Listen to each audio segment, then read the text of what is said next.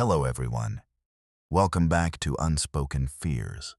Tonight, we're covering 9 of the most disturbing true, small-town Pennsylvania stories submitted to this channel. These accounts come from the people who live that life.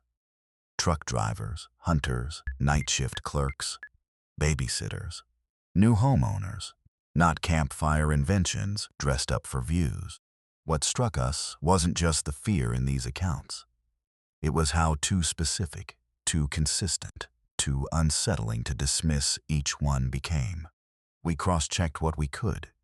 County records, old newspaper, archives, local warnings passed only by word of mouth, and more than one detail lined up with something real. Tonight, a farmhouse cellar, sealed for a reason nobody would explain. A knock with a rhythm too deliberate to be the wind. A stretch of road no one in town will name after dark.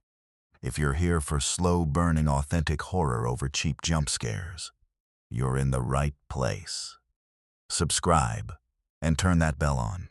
And if you've lived something like this yourself, tell us in the comments. Your story may be the next one we uncover. Now, kill your porch light and listen closely.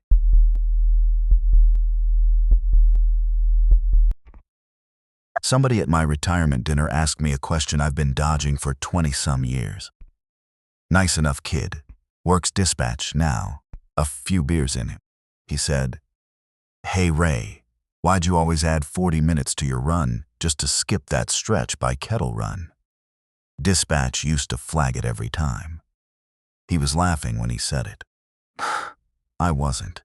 I sold the rig 2 weeks ago. 31 years hauling regional freight, mostly PA. Some runs into Ohio and down through the panhandle of West Virginia. I've seen black ice take a flatbed sideways into a ravine. I've seen a deer come through a windshield and land in the sleeper berth still kicking. None of that ever made me change a route. So I'm going to tell it now, because I'm done driving and there's no schedule left for anybody to talk me out of. It was January 97 or 98. I don't remember the exact year, but I remember the cold. Because the cold is the kind of thing you remember with your hands even after your head forgets. I was running a load of packaged meat out of a distribution center. Deadheading back empty through the back roads because the interstate had a jackknifed tanker closing both lanes.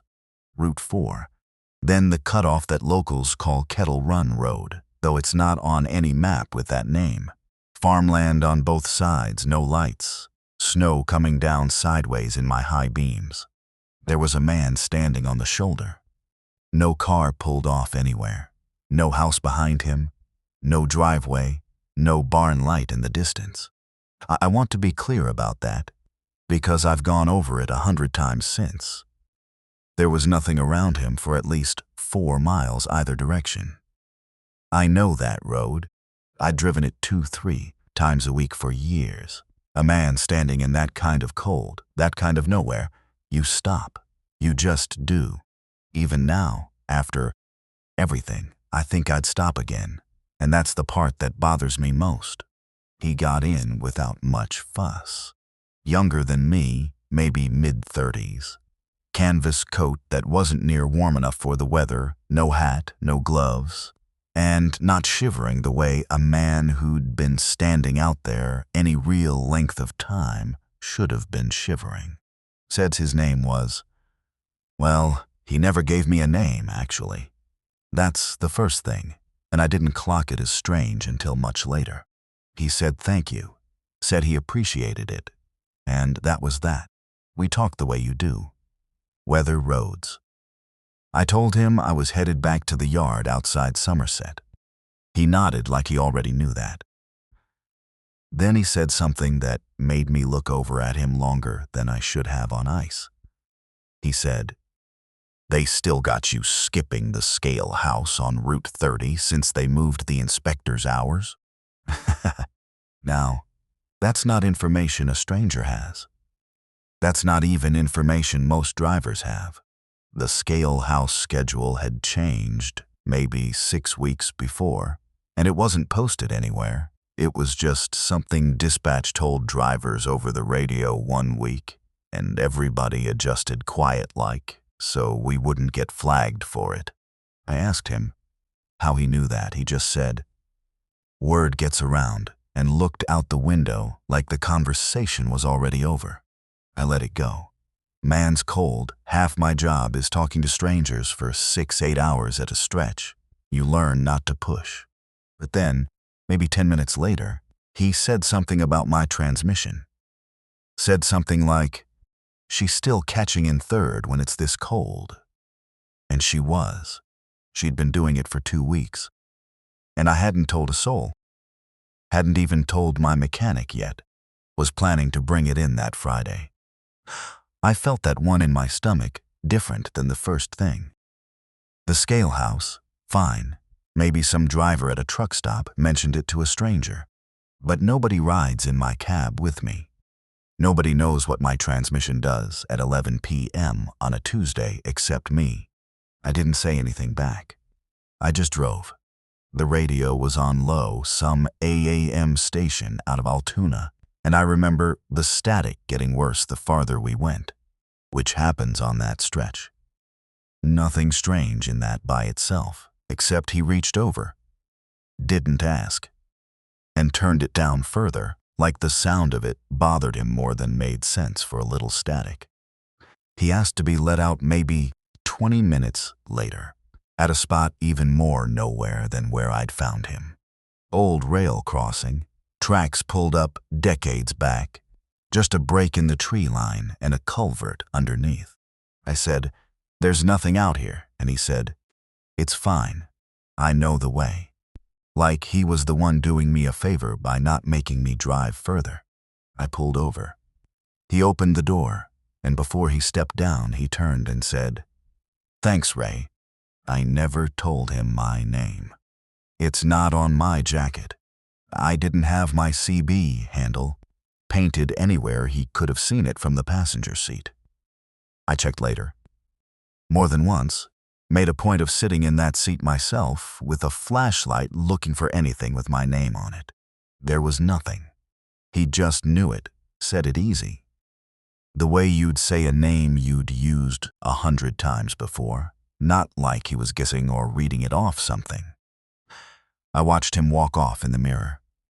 Snow was coming down hard enough that he went from a shape to nothing in maybe 15-20 seconds. I didn't see a flashlight, didn't see him head toward any tree-lined path or driveway. He was just walking straight down the middle of a dead road with no destination I could see into weather that would have put a grown man in the hospital for exposure in under an hour. I sat there longer than I should have. Then I put it in gear and got out of there. And I didn't think too hard about it, because that's what you do with a strange thing on a long enough haul. You file it, and you keep driving, because there's always another delivery, another schedule, another reason not to sit with something. About 6 weeks later, I was eating at a diner off Route 30, a place I stopped at regular, and the waitress, older woman, worked there longer than I'd been driving that route. Was topping off my coffee and made small talk about the weather, and I mentioned, just to make conversation, that I'd been caught out on Kettle Run Road in a bad one back in January. She stopped pouring. Not dramatic, just stopped. Coffee pot hanging there a second too long. She said, "You didn't stop for anybody out there, did you?" I said I had, actually. Fella needed a ride.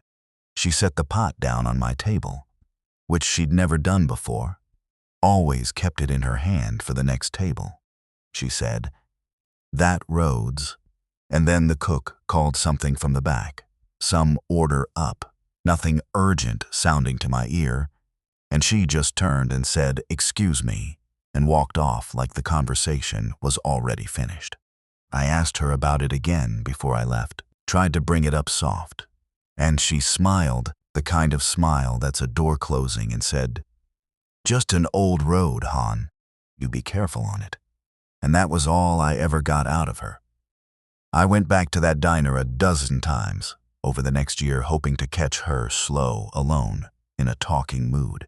She was never anything but pleasant and never brought it up again, and I got the sense pretty quick that bringing it up myself wasn't going to get me anywhere either.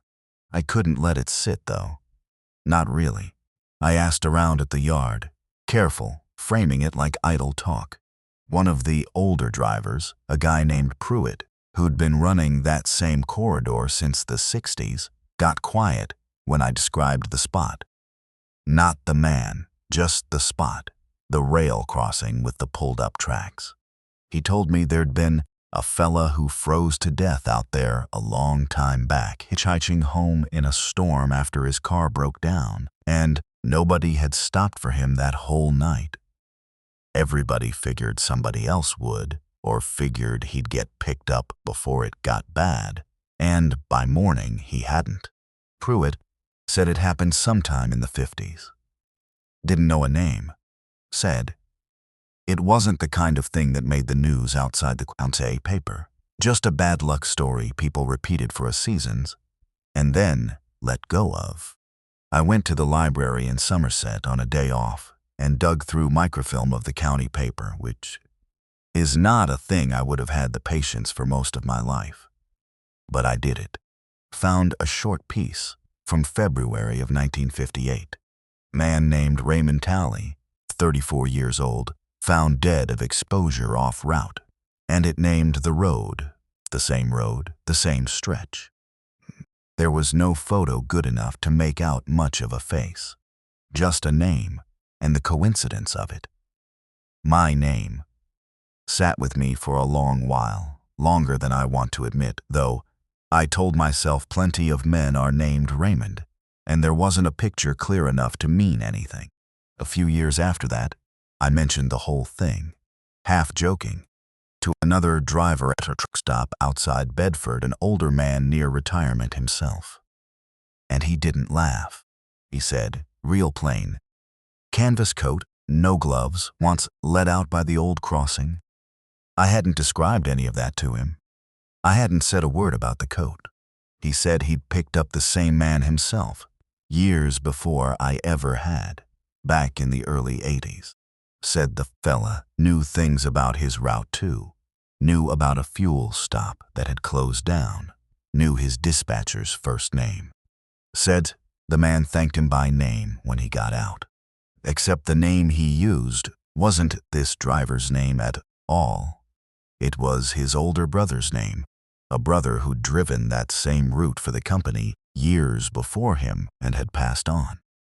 The driver said he never told anybody that part, because it made him sound like a fool, but he never picked up another hitchhiker either, not once in 30 years after. That's the part that undid something for me, because it meant this wasn't about me, wasn't him knowing my transmission or my scale house schedule, because he'd somehow gotten inside my life special. It meant whatever he knew, whoever he was, he knew it about whoever was driving. Like the road itself kept the file, and he was just the one reading it back to you. I never picked up another hitchhiker after that night. Not once in the years I kept driving. And I never ran Kettle Run Road again without a full tank, and the engine running the whole time I was on it, not even to save 5 minutes, not even in good weather. Told myself it was superstition. Told myself a lot of things. Here's the part I didn't figure out until I was sitting at that retirement dinner 2 weeks ago. Half listening to the kid ask me his question, half somewhere else entirely. 14 years after that January night, I jackknifed a rig on black ice, not 400 yards from that same rail crossing. Different truck, different load, middle of another storm. And I sat in that cab for 2 hours with a busted radiator and no cell signal, waiting on a tow that near didn't make it in time, cold enough that the paramedic who finally got to me said another hour would have been the difference. That spot he asked me to let him out at. That exact stretch of nothing. I don't know what he was. I've had 20 years to decide, and I still don't have an answer I'd stake anything on. But I know I've spent every year since driving like a man, trying not to become the story somebody else tells about him one day.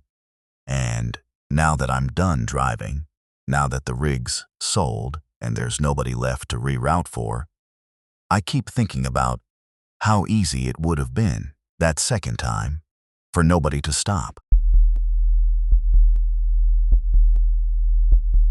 My grandmother died on a Tuesday in March, and it took my mother and me 4 weekends to clear out the farmhouse because that woman never threw anything away. Seed catalogs from 1974, a drawer of rubber bands gone brittle as pencil shavings, and in a hat box on the top shelf of the hall closet, wrapped into dish towel like something that mattered, a stack of photographs nobody had looked at in decades. I almost didn't stop on the one that stopped me. It's me, 8 years old, standing at the edge of the backyard where the mowed grass gives out and the trees start.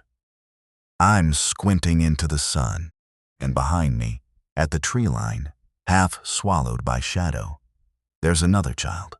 My family always told me I made her up.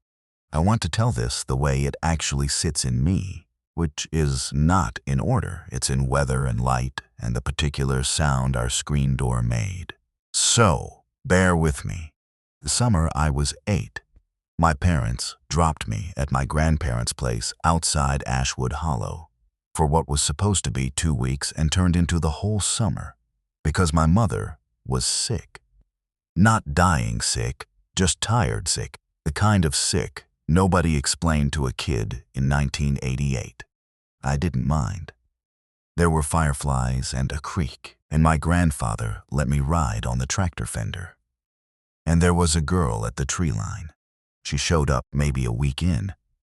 Early evening, that gold hour before the bugs get loud. I was doing cartwheels in the yard, and I looked up and she was just there, standing where the grass met the woods, watching me the way you watch televisions. Knife to me, total attention, no expression. She never came past the split rail fence. I'd wave, and a second later, not quite together with me, she'd lift her hand too. Like the delay on a long-distance phone call. Like she was watching me on a screen with bad reception and copying what she saw a beat behind. I told my grandmother.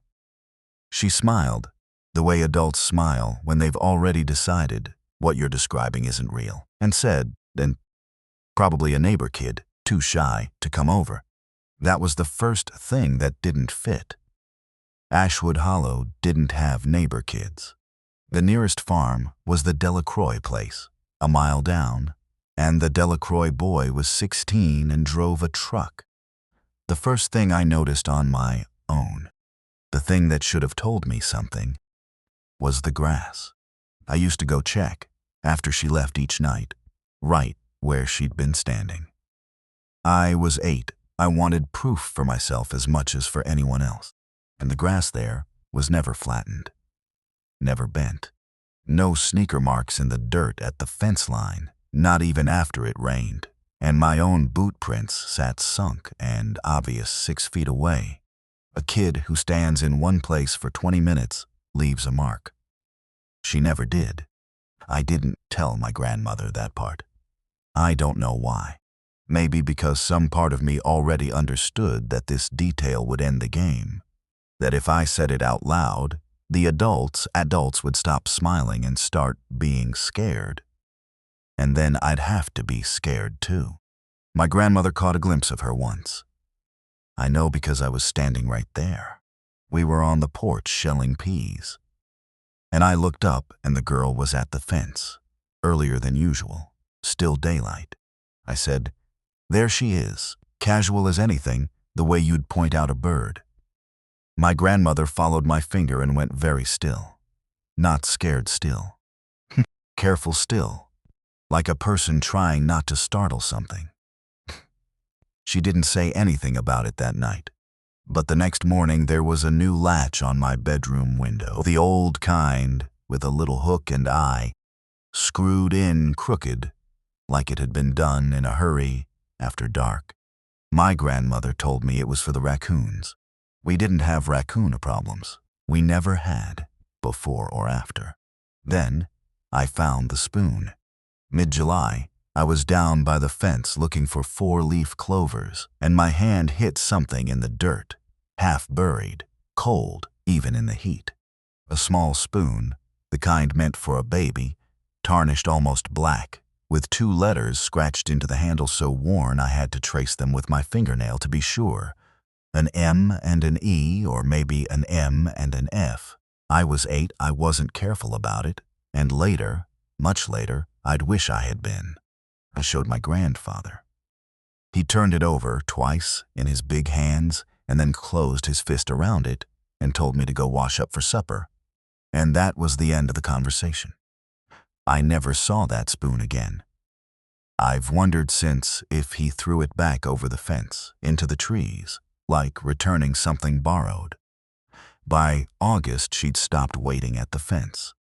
She started coming to the edge of the yard itself, past the split rail, closer to the house than she'd ever been. And one evening she was standing by the old smokehouse, near enough that I could have hit her with a thrown rock. And when I lifted my hand to wave, the delay was gone. She waved back at the exact same time I did, not a beat behind anymore. Together. That was the night my grandmother came out and physically walked me inside by the shoulder, not gently. And I remember being more startled by her grip than by anything the girl had done. The last week of August, I woke up outside. I don't remember leaving my bed. I remember cold grass under bare feet and driven up father's hands, hauling me up under the arms at the fence line. My nightgown wet to the knee from dew, and him saying my name in a voice I'd never heard him use, flat and terrified at once. I had no memory of walking there, none. To this day, I don't know how long I'd been standing at that fence before he found me, or what, if anything, was standing on the other side of it. 2 nights after that is the window. I'd gone up to bed early, headache, too much sun. I remember lying there, and some feeling pulling my eyes to the door, and through the crack where it wasn't quite shut, I could see down the hall to the little window at the top of the stairs, the one that looked out over the backyard. And there was a shape at that window, facing away from me, out toward the trees, a kid-sized shape, watching the exact spot at the tree line where she used to stand. Like she'd finally gone looking for herself and found nothing there anymore because she wasn't outside at all. I didn't scream. I want that understood because when I've told this story before, people expect a scream. I just lay very still and watched the back of a small head not move for what felt like an hour, and at some point, I fell asleep. And I never told anyone until years later, because by then, I already knew what my family did with things like this. They smiled. They changed the latch on a window. They handed me back my own memory with the shape sanded off it. We left for good 9 days after that. My mother wasn't sick anymore, officially, and it was time to go home. Officially, and nobody in my family has ever, in 36 years, given me a reason for why we left in the middle of the week. Why my grandfather wouldn't come out to say goodbye. Why my grandmother cried packing my bag like she was the one leaving. I let it go for a long time. You do, when everyone around you agrees on a version of events, and you're the only holdout. Eventually, holding out gets exhausting, and you just fold it into things I imagined as a kid and file it there next to monsters under the bed. Then, 3 weeks ago, clearing the house, I ran into Lou Petrakis at the gas station in town, 91 years old and sharper than I am. He'd farmed the land next to my grandparents for 60 years. I mentioned, half joking, that I used to think there was a ghost behind their place when I was a kid. He didn't laugh. He told me that stretch of woods behind my grandparents' property was never surveyed for building because it sits on what used to be a burial ground.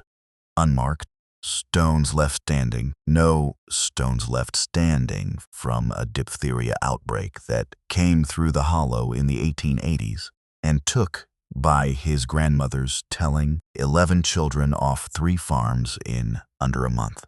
Families buried their own back then, fast, in ground nobody wanted to walk on afterward. He said everyone who'd lived out that road for more than 2 generations knew it and simply didn't discuss it, the way you don't discuss a bad well or a barn that burned with animals in it. No, it was just understood. You don't build past the fence line, and you don't let your kids play too close to the trees after supper. I asked him if he knew any of the names. He said no. Said the county never kept good records on that outbreak because the family who owned the land back then, my family, the name I still carry, asked that it not be written down. Bad for the property, he said. Bad for business. Back when the farm still sold to buyers who'd have thought twice about land with dead children in the soil. That's when I went back to the photograph. I'd looked at it a dozen times since finding it. Me, 8, squinting, and the girl at the tree line behind me, exactly as I remembered her. What I hadn't done was look past her. I got a magnifying glass, the stupid dollar store kind from my grandmother's junk drawer, and I looked at the deeper shadow of the tree line, past where the girl was standing. There's a second child back there. Smaller. Half behind a trunk, close enough to have been caught by the camera, and no closer, like whoever it was knew exactly how far the light reached and stood 1 foot past it. Nobody in my family, not my mother, not my aunt, not one single person who was on that property that summer, can tell me who that second child is. There's no birthday party that year with a friend who fits. No cousin. No name. I keep coming back to the fact that I only ever remembered one. The last thing. The thing I found the same week I found the photograph. In a cedar box in my grandmother's closet that I almost didn't open because it was marked. In her handwriting, not for the sale. Inside was a christening gown, yellowed, hand-sewn, and stitched inside the collar in thread gone brown. With age was a name, Mary Ellen, not my grandmother's name. I asked my mother, who didn't know. I asked my aunt, who went quiet on the phone for a long moment and then said that was my grandmother's older sister, who died as an infant, long before my grandmother was even born. A story so old and so folded away that even my mother had only heard it once, in passing, and never again. She died in an outbreak. Nobody had ever said which one. I don't know what that girl at the tree line wanted from me that summer, or whether want is even the right word for whatever she was. I don't know if she was trying to reach my grandmother 3 generations too late and got me instead, because I was the child standing in the yard. I don't know why there were 2. What I know is that last month, watching my own granddaughter play in my backyard, nowhere near Ashwood Hollow, or Stoltzes away, a yard with no tree line at all, just a chain-link fence and a neighbor's shed. I watched her lift her hand to wave at something I couldn't see, and then half a second later, lower it again in a small, private, delayed sort of way, like she was copying a motion she hadn't quite caught the first time. I didn't ask her who she was waving at. I told myself I didn't need to know. I want this on the record before the new people move in. Not because I think it'll change anything for them. Because I want it to exist somewhere outside my own head. My husband thinks I'm being dramatic. He didn't stand where I stood at 3 in the morning in October, watching him not know how he got there. so he can think what he wants. We bought the house at a county deed tax auction in March, 18 months ago. 4212 Route 9, Millbrook Crossing, Pennsylvania. 4 bedrooms, a barn that was more suggestion than structure, and a price that should have told us something. $61,000 for 6 acres and a farmhouse with good bones in a market where comparable places were going for 4 times that. The listing agent told us it had been vacant for 6 years. Estate sale, no direct heirs, county took it for back taxes. We thought we'd gotten lucky. That's the first thing I'd tell anyone buying an old house cheap. Ask why it's cheap before you ask how cheap. The small stuff started before we'd even moved our furniture in. A cold patch in the upstairs hallway that stayed cold no matter what we did with the vents. We chalked it up to bad insulation, which, to be fair, it was. A door to the room we planned to use as a nursery that wouldn't hold a latch kept drifting open a few inches overnight. Our contractor, a guy named Deacon Pruitt, who'd worked on half the old houses in 3 counties, said the frame had settled and needed shimming. He fixed it in an afternoon. Cost $40 in hardware. I mention this because I want to be honest about how ordinary all of this felt at the start. Nothing about it read as anything other than what old houses do. The turn came in June, during demolition on the kitchen wall that backed onto what we thought was just crawl space. Deacon's crew pulled drywall off a section that had been furred out oddly, adding almost 8 inches of dead space that made no sense structurally. Behind it was a door, not a doorway, an actual wooden door, hinged, painted over so many times the panels had gone soft and round at the edges, set into what turned out to be a root cellar nobody, in 6 years of estate paperwork, had disclosed. It wasn't on the plat. It wasn't on the 1987 renovation permit. It simply wasn't supposed to be there. Inside, on a shelf at eye level, someone had left 2 things. A child's shoe, a single one, brown leather, small enough for a toddler, stiff with age but intact, and a wall calendar, the kind feed stores used to give away free, open to October. Someone had circled the 14th in red pen, not just that year's calendar. We found out later, when we went looking, that it was a specific practice, repeated. But that first day, it was just 1 shoe and 1 circled date in a hidden room. And my husband, Tom, laughed the kind of laugh people do when they don't know what else to do with their face. I didn't laugh. I went to the county recorder's office 3 days later. That's the second turn, and it's the one that actually scared me because it was the first thing that couldn't be explained. By an old house settling. The deed history for 4212 Route 9 went back to 1941. 4 ownership periods before us. And in 3 of those 4, the move out, not a sale closing, the actual date the family vacated, which, in rural Pennsylvania, often gets noted separately for tax proration, fell in the same 7-day window every single time. 2nd week of October. The Hendricksons, 1941 to 1968. The Callaways, 1968 to 1994.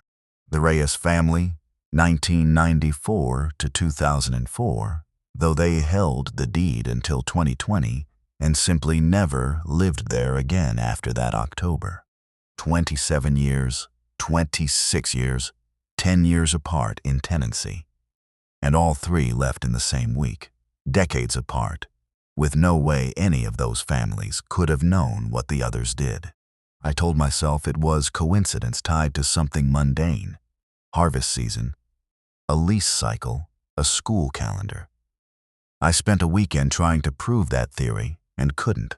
There's no agricultural reason a family sells cattle equipment and packs a house in 4 days flat, twice in one lifetime for the Callaways, who moved out and then, we found, moved back in 11 months later. before leaving again for good in 1994. That's the third turn. The Callaways didn't leave once. They left, came back, and left. Again, and the second departure is the one recorded as final. I found Ruth Callaway's daughter, Pam, through an obituary database and a lot of phone calls. She's 71 now, lives outside Altoona. I expected her to hang up on me. Instead, she asked me one question before I'd even finished introducing myself. Did you find the shoe? Or did you find the calendar first? I hadn't told her about either. That's the fourth turn, and it's where the story stopped being about an old house and started being about something with a shape to it, something other people had touched before us and knew enough to ask about specifically. Pam told me her mother marked that calendar every year they lived there, and that when they moved back in 1969, the first thing Ruth Callaway did, before unpacking a single box, was go down into that cellar and check whether the door was still sealed the way they'd left it. Pam didn't know why. She was 9 when they left the first time, and remembers only that her mother stopped letting her play near the property line on the north side. The boundary between their acreage and what used to be a separate parcel before it got folded into the farm in the 1930s. She remembers her father boarding up the root cellar himself, by hand, and never speaking about why. I went back to the deed history with that detail. The north property line, and that's the fifth turn. The original 1941 parcel wasn't 6 acres. It was 2 separate lots, 4 acres and 2, merged by the Hendricksons the year they bought the place. The 2-acre lot had its own chain of title, shorter, uglier. In 1936, 5 years before the merger, a county paper. I found it on microfiche at the Historical Society in Millbrook proper. A woman named Carol, who runs the archive on Tuesdays and Thursdays, helped me find it. Reported a missing child from that 2-acre property. A girl, 3 years old. Search called off after 11 days. Body never found. The date the search was called off, October 14th. I sat in that archive room for a long time after I read it. The 6th turn is smaller, but it's the one that made Tom stop laughing for good. The calendar in the cellar wasn't one calendar. When we finally laid out everything we'd pulled from that shelf and photographed it properly, we realized the same circled date had been marked in at least 4 different inks across four different decades on 4 different and staffed in that space, one on top of the last, going back further than the Callaways. Someone had been renewing that mark, not haunting it once, maintaining it year after year as an act someone chose to keep doing, deliberately, long after any of the involved families should have had reason to remember an 80-year-old missing girl. We asked Pam directly if her mother had put a new calendar down there. She said no. Her mother told her once, very plainly, the year before she died. We didn't do that. We just checked that it was still done, which means somebody else was. That's the 7th turn, and it's the one I still don't have an answer for, and I've stopped expecting one. We kept renovating anyway. I'm not proud of that, but the truth is, we'd sunk savings and a construction loan into that house, and there's a kind of momentum to a project like that, which doesn't care what you found behind the drywall. September came. We finished the kitchen. We were on track to have the whole place done and photographed for a spring listing. Because by then, and this is the 8th turn, the one where our own plans changed, we'd decided we didn't want to live there long term. We told ourselves it was the commute. Tom had a new job 40 minutes further out. That was true. It just wasn't the whole truth, and we both knew it without saying so. Then, the second week of October actually arrived, and the ninth turn is the one that made this stop being a research project. Tom sleepwalks. He has for years, mildly, mostly just sitting up in bed or wandering to the bathroom. Nothing that ever left the house. On the night of October 12th, I woke up because the bed was empty, and the back door was standing open onto a cold porch. I found him outside, at the tree line on the north side of the property. The old boundary line, the one from the original 2-acre parcel, a line that hasn't existed on any legal document since 1941, and that neither of us had ever mapped out on the ground. He was standing right on it. Barefoot, in October, at 3 in the morning, facing north, completely still. He had no memory of getting out of bed. None. He was cold to the touch in a way that scared me more than anything else in this entire story, because it wasn't dramatic, it was just wrong. The kind of cold that takes a long time standing still to reach. The 10th turn. It happened again the next night, October 13th. Same spot, almost to the foot. I'd measured it. The first time out of some instinct I still don't fully understand, paced it off in daylight. And the second night, he stood within maybe 3 feet of the exact same point. I didn't sleep either night after that. We didn't wait for the 14th. The 11th turn is the decision itself.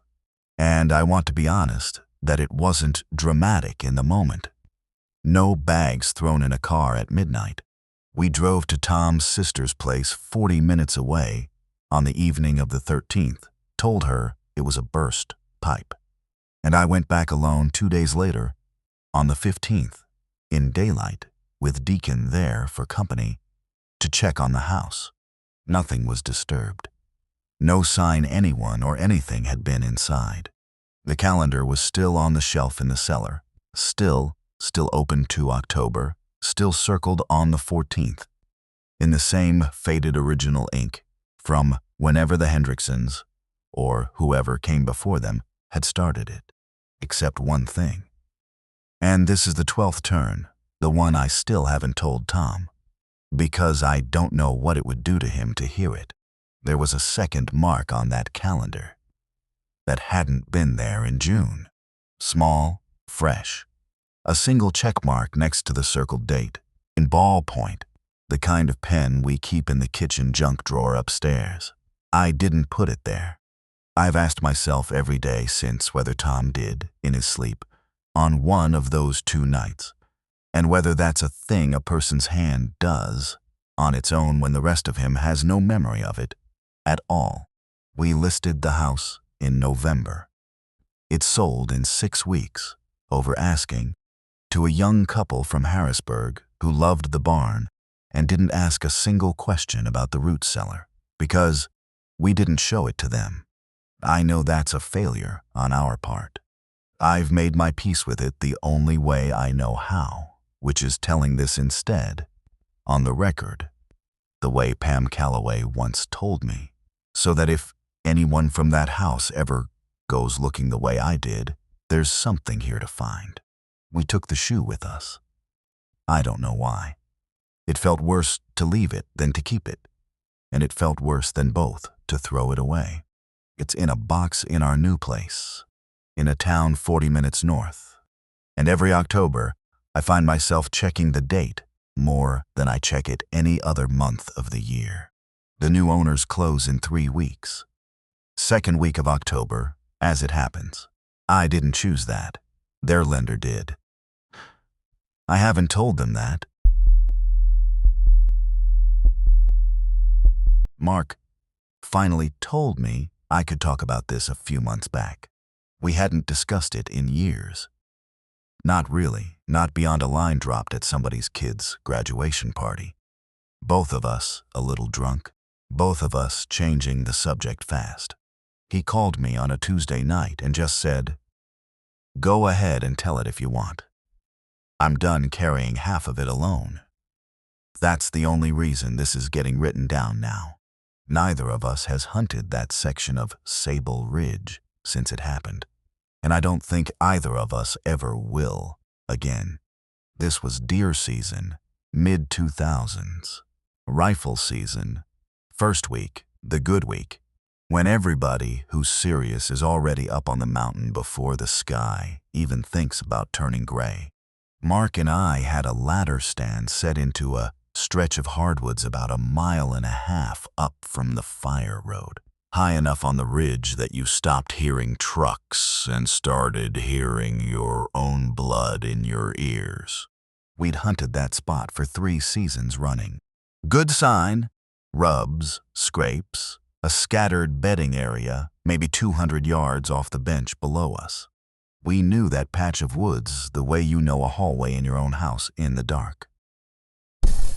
We got in a little after 4:30 that morning, headlamps off, once we hit the last quarter mile, moving slow and quiet the way you do. Cold enough that our breath hung. We climbed in, got settled, got quiet, and did what you do. Sat and waited for the woods to forget we were there.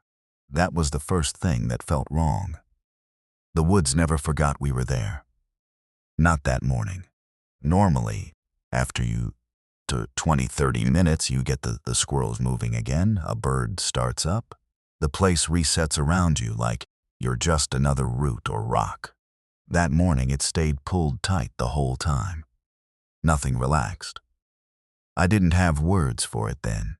I just remember elbowing Mark around 5:15, and neither of us saying anything, just both of us noticing the same silence at the same time. Around 5:40, still full dark, we heard something moving through the laurel down the slope to our left. Brush breaking, not fast, not a deer's quick nervous pop, pop, pop through cover. This was slower, heavier, with a rhythm to it. 2 count. Step, pause, step, pause. Mark leaned over and mouthed bear at me, and I remember shaking my head, because bears don't walk 2 count like that this time of year, not with anything to eat this well-fed going into winter, and elk hadn't been reintroduced anywhere near this section of the county, and whatever this was walking upright through brush that would have forced anything on 4 legs to duck or rout around. We sat dead still. It circled below us, maybe 80 yards out, and stopped. Here's where it starts building. Because normally, if it's another hunter down there, they call out. Nobody wants to get shot in the first hour of rifle season. So guys holler, guys crack a glow stick, guys work their radio. This didn't call out. The second we both shifted, just barely, just enough for a jacket to scrape bark, everything down there went completely silent. Not fading away silent. Instant. Like something had frozen the second it registered. We'd noticed it. We told ourselves it was another hunter being careful. We told ourselves a lot of things that morning, because the alternative was admitting we didn't have a category for what we were hearing. At first, light, gray, not gold yet. Mark pulled out his phone to check the trail cam we'd swapped a card out of 2 days before. We did this most mornings. Just something to do while waiting on shooting light. He scrolled through maybe 40 photos of nothing. Squirrels, a doe and a yearling, a raccoon working the base of the tree at 2 a.m. And then he stopped scrolling. There was a shape in the frame, tall, standing at the edge of where the flash reached, mostly cut off by a hemlock, but tall enough that the top of whatever it was ran past where a deer's back would be, past where even a big buck's rack would sit, and it was angled toward the camera, not walking past it, facing it. We went back through the last 3 weeks of cards on his phone, and that's when it really landed on us. That same shape, or one built the same way, showed up in 6 separate photos across 17 days. Different times of night, different weather, but always the same rough angle, always partially obscured by the same hemlock or the same deadfall, and always turned toward the lens like It knew exactly where the camera was and didn't care, or wanted us to know it knew. I zoomed in on the timestamps after that, lining them up by date. My stomach did something I didn't like. The distance was closing. In the earliest photo, it was set back near the tree line, maybe 40 yards off the camera by my guess. 2 weeks later, it was inside 20. It wasn't wandering through on its own business. It was working its way toward that stand, a little at a time, night over night, like it was easing into something instead of stumbling onto it. We should have packed out right then. I've had 15 years to think about that, and I still don't have a good answer for why we didn't. Stubbornness, I think. Deer season only comes around once a year, and we'd put in for time off work and driven 90 minutes, and neither of us wanted to be the one who said the word out loud that would end the hunt. So, we stayed in the stand. Around 6:30, full light now, we heard a bleat down in the hollow. Fawn distress call. The kind that'll pull a doe in from 300 yards flat out. The kind hunters use on a rattling call to bring in a buck checking on a doe in trouble. Mark's carried one in his vest for years. This wasn't recorded, wasn't a call. This was a throat making the sound. But it was wrong, too even. A real fawn in distress doesn't hit the same note with the same spacing over and over. It cracks, it varies. It's an animal in genuine panic. This had a metronome under it. Bleat, 4-count pause, bleat, 4-count pause. Like something running through the motions of a sound it had heard plenty of times, but never quite had to make out of real need. We didn't move. Whatever was down there gave that up after 10, 12 repeats. Then it tried something else, and this is the part Mark and I still don't fully talk through even now, even with him giving me the go-ahead. It made a turkey call. Not any turkey call. Mark's own diaphragm call, the specific broken little 2-note yelp he does when he's working a call, and his voice cracks on the second note. Something he's done exactly that way for years, and that I would know blind, in the dark, from a mile off, because I've hunted next to the man for 2 decades. It came from the hollow below us, maybe 50 yards out, mimicked close enough that Mark's hand actually went to the call in his own vest to check it hadn't somehow gone off on its own. Neither of us said a word. I don't think either of us could have. After that, things went quiet again for a long stretch, 40 minutes, maybe more, long enough that we started to think it had lost interest or moved off. Then something hit the base of our tree. Not a branch falling, a deliberate, single, hard impact against the trunk, like a rock or a length of wood thrown with intention, and the stand shook enough that Mark grabbed the rail. We checked the ground after, much later, packing out, and found a fist-sized stone at the base, nowhere near any slope that would have rolled it there naturally. Somewhere in there, I noticed my radio wasn't picking up Mark's truck-mounted unit the way it should have at that range, even though we'd tested it clean on the walk-in. Small thing. Probably just terrain, a fold in the ridge eating the signal, the kind of dead pocket you find in hill country all the time. I only mention it because at the time it felt like one more piece of the morning turning against us. One more reason the ridge felt like it had closed a door behind us. Around 7:40, the light strong enough now to actually see color, I caught something at the tree line below the bench. A shape holding still in the shadow of a downed hemlock, tall, dark, gone in under 2 seconds when I shifted my rifle toward it. Not a flash of white tail, not the particular brown-gray a deer throws. Just dark and vertical and then absent. I couldn't swear to a single detail beyond that. I've had people ask me over the years to describe it, and the honest answer is, I saw an absence of something being where it had just been. And that's all I've got. That's when Mark and I finally looked at each other and made the call without saying much of anything. We were coming down. Climbing down from a stand when you believe something is actively working you is its own kind of terrible. Because for those 30, 40, you're exposed on a ladder with your back turned to the woods, you're turned to the woods, and your hands full of rungs instead of a rifle. We did it fast, did it together, rifles slung, and hit the ground already moving toward the fire road, instead of toward the bedding area we'd planned to still hunt through. We didn't discuss the change in plan.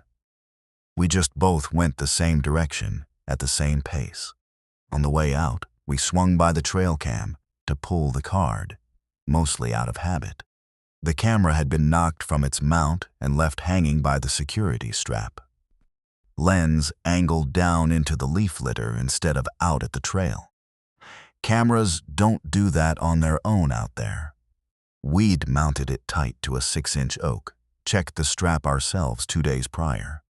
Something had been added, and had left it facing the ground, which, if you want to read something into it, reads like it didn't want to be photographed anymore. We walked out in full daylight, both of us with rifles up higher and looser in our hands than either of us would normally carry a casual pack out, checking behind us more than either of us admitted to at the time. Nothing followed that we could hear or see. We got to the truck, got in, and Mark didn't say a word until we were back on the state route doing 55, at which point he said, "We're not hunting up there again." And I said, "No." And that was the whole conversation. We never went back. We found other ground the following season and never once suggested that ridge to each other again. Not as a joke, not as a dare, nothing. I kept the SD card. I want to be straight about that, because it's the part of this I've sat on the longest. I never posted the photos anywhere, never showed them to anyone outside Mark, not even my wife, who knows the story but has never asked to see the card. And I've never offered. Some things you don't really want confirmed past a certain point. A couple months ago, after Mark gave me the go-ahead to finally tell this, I pulled that card out of a drawer for the first time in probably a decade and went through the photos slow, on a bigger screen than either of our phones back then. Zoomed in the way you can now that you couldn't in 2005. Most of it was exactly what I remembered. The tall shape angled toward the lens, closing distance week over week. But there's one photo, the second to last one before the stand of ours, taken 4 nights before the morning I've just told you about, where if you go past the main shape and look further back into the tree line, past the hemlock, there's a second outline in the dark there, smaller, lower to the ground than the first one, but built the same way, standing the same way, half turned toward the camera the same way the first one always was. I never noticed it back then. None of us did, because we were only ever looking at the one in front. I still have the card. I've never shown anyone those last 2 photos until now, I suppose. I want to say up front that I listened to that podcast episode twice. Once by myself with the lights off, which was a mistake, and once with my daughter on speakerphone so she could tell me I wasn't crazy for being angry about it. They got the make of the car wrong. They got the month wrong. It was September, not October, and that matters more than people think. And they never once mentioned that I was the last person who talked to her, because I never told the officer who took my statement everything I remembered. I remembered.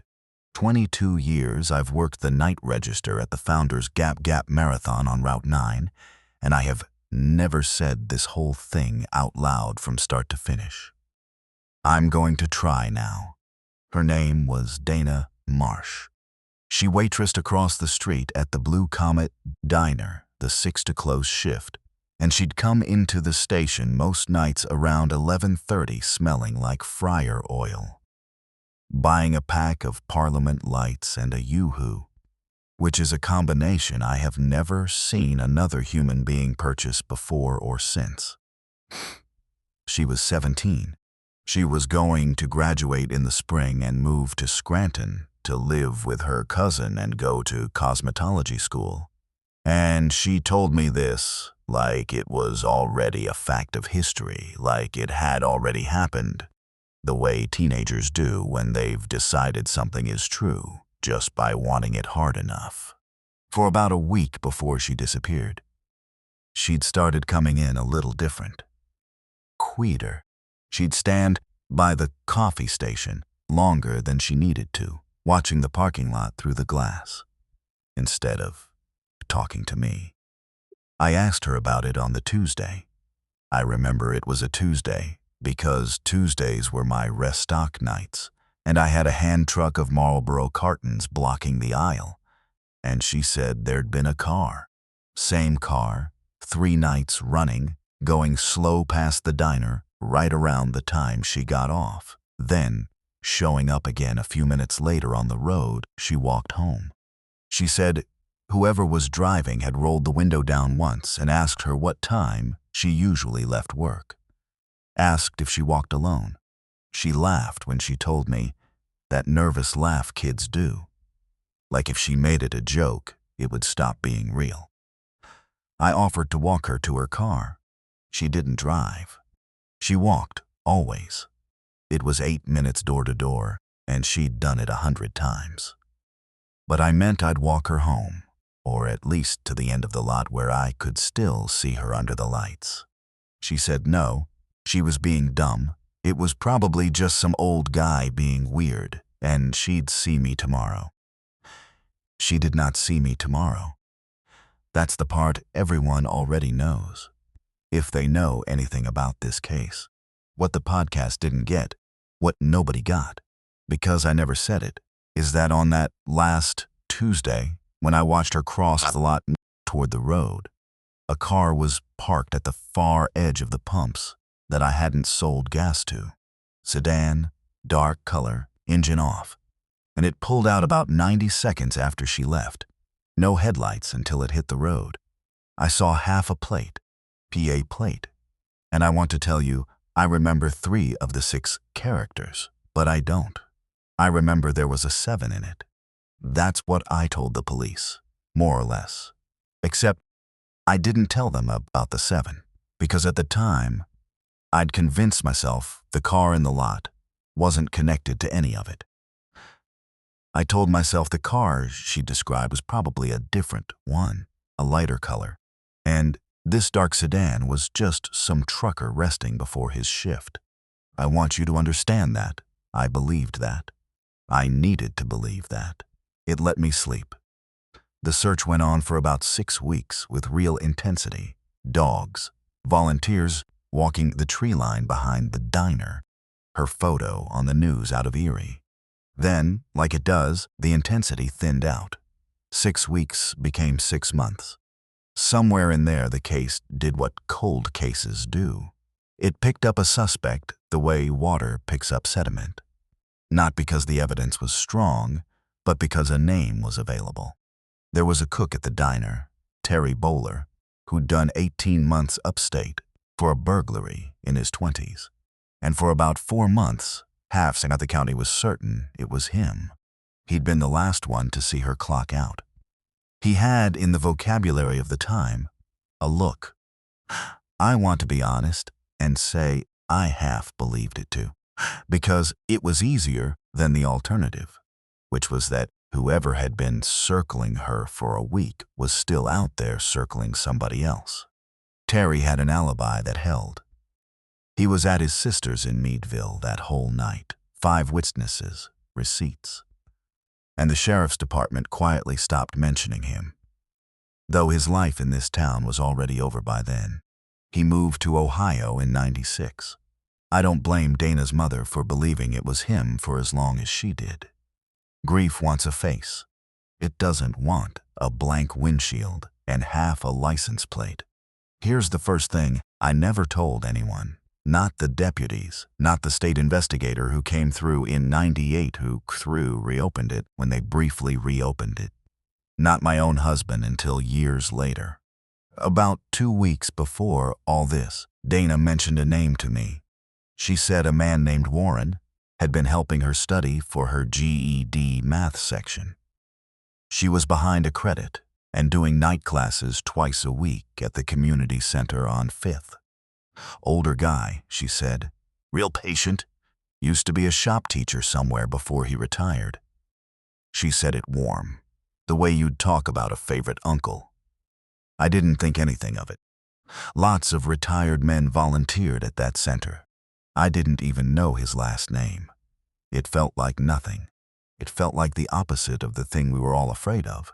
Some stranger in a car. This was a known person, a helper. A face with a name and a folding chair at a community center table. It never once occurred to me that those two facts, the man named Warren in the car with the 7 in the plate, might be the same thing, wearing 2 different coats. Nothing happened for a long time after that. Years, actually, where I'd have told you the story was just sad, not strange. Then, in the fall of 2003, a Thursday close to the second week of September, I clocked in at 10, and around 1 in the morning I noticed a car sitting at the edge of the lot, engine running, lights off, nobody coming in. Dark sedan. I didn't think about Dana at first. Cars idle in that lot all the time. Truckers napping, teenagers necking, somebody's designated driver waiting out a bad decision. It left before 2. I didn't think much of it until the next September, almost the same week, when it happened again. Same spot, same time, give or take 20 minutes. I couldn't see the driver's face from the register, just a shape, shoulders, the dashboard glow. It left without buying anything, same as before. I told myself for 2 more years that I was doing the thing grief does to people who feel responsible, which is invent a shape to hang the guilt on. My husband said as much, gently, when I finally described it to him around 2006. He wasn't wrong to say it. I wasn't sure he was wrong. I still functioned. I still worked. I just started keeping the second register light on all night, the one by the door, even after corporate told us to cut it to save on the electric bill. In 2008, the sheriff's department got a tip connected to a case 2 counties over. A girl named Renee Ostrander, 16, vanished off a rural road outside Dubois in 2001, walking home from a part-time job. Same profile almost exactly. A job that let out late, a walk home along a road with no streetlights, a week or 2 of somebody in a car asking questions before she disappeared for good. The tip that came in wasn't about a car this time. It was about a man who'd been a substitute shop teacher in 3 different counties over 2 decades, who'd done informal tutoring through community centers and church programs in each town he'd lived in, and who'd left each town within about 8 months of a missing persons case opening. His name, according to the file a deputy let slip to Dana's mother, and which she then told half the town, was Warren Halke. That was the second time in this whole thing that the ground moved under me. Because I knew that name. I'd sat on it for 12 years thinking it belonged to a kind old man with a folding table and a pencil case, and here it was, sitting inside a state police file next to 2 other girls' names. Maybe more they hadn't confirmed yet. I called the tip line myself for the first time in 2008. Told them about the community center, about the math tutoring, about the name Dana had said to me 2 weeks before she vanished. The detective who called me back, young guy, maybe 30, not from around here, was polite and thorough and asked me the same 6 questions in 4 different ways. which I understand now, was him checking whether my story would hold its shape under pressure. It held because it was true, but it also didn't matter as much as I hoped, because by then, Warren Halke had been dead for 3 years. Heart attack, alone in an apartment in Bradford, no note, no confession, nothing. The case against him would forever be built out of geography and coincidence and one traumatized woman's 12-year-old memory of a name said warmly across a gas station counter. Not enough to close anything. Enough to make the family stop hoping for a courtroom and start hoping for a shovel instead. They searched a property he'd owned briefly outside Ridgeway. Cadaver dogs, ground-penetrating radar, the whole production, paid for partly by a fund Renee Ostrander's family had started. They found nothing there, which should have been the end of it. One more door that didn't open, except that in the spring of 2011, a construction crew widening a culvert about 4 miles from the diner, not near Halke's old property at all, in the opposite direction, turned up partial remains that were eventually identified through dental records. It was Dana, the state's theory, the one that made it into a 2-paragraph article in the Erie paper and nowhere else, was that whoever had put her there knew the area well enough to pick a spot that wouldn't be disturbed for over a decade, and that the location didn't match anywhere Halke was known to have lived or worked. It was closer to Founder's Gap than to anywhere in his file, which meant either the geography experts were wrong about how far a man will drive at 1 in the morning, or somebody else had been driving that car. That's the twist I still haven't made peace with. All these years later, we'd spent a decade being almost relieved to have a name. A dead man who couldn't argue with us, and the ground under the culvert didn't care about our relief at all. I kept working nights. People ask me why. Now, knowing what I know, and the honest answer is that I couldn't stand the idea of somebody else being alone behind that register on the anniversary week, not knowing what to watch for. The dark sedan kept coming back. 2009, 2011, 2013. Always that second or third week of September. Always the same spot. Always gone before the sun changed the light enough for me to see through the windshield. In 2014, I finally wrote down every date I'd seen it since 2003. Laid them side by side, and realized they didn't cluster around Dana's disappearance in October like everyone assumed. They clustered around her birthday, September the 9th. Nobody outside her mother and a handful of Allsholm classmates would have known that date, let alone cared about it 14 years on. In 2015, I finally did something I probably should have done a decade earlier. I asked the new manager to let me pull the exterior camera footage from that week, the good digital system we'd finally gotten after the corporate upgrade in 2012. 3 nights of nothing, and then on the 4th, footage clean enough to make out plates. It wasn't a match for anything in Warren Halke's known vehicles. It was registered to a woman 2 towns over named Carol Voss. I didn't recognize the name until I looked her up and saw the maiden name listed in an old obituary for her father, Carol Marsh Voss, Dana's older sister. She'd have been about 24 when Dana disappeared. Already married and living 40 minutes away. The kind of family member who gets mentioned once in the news coverage and then never again. She'd been driving back to the spot where her sister was last seen alive, once a year, near her sister's birthday, sitting in the darker for an hour and driving home. Not a killer keeping vigil over old ground. A sister who couldn't stop.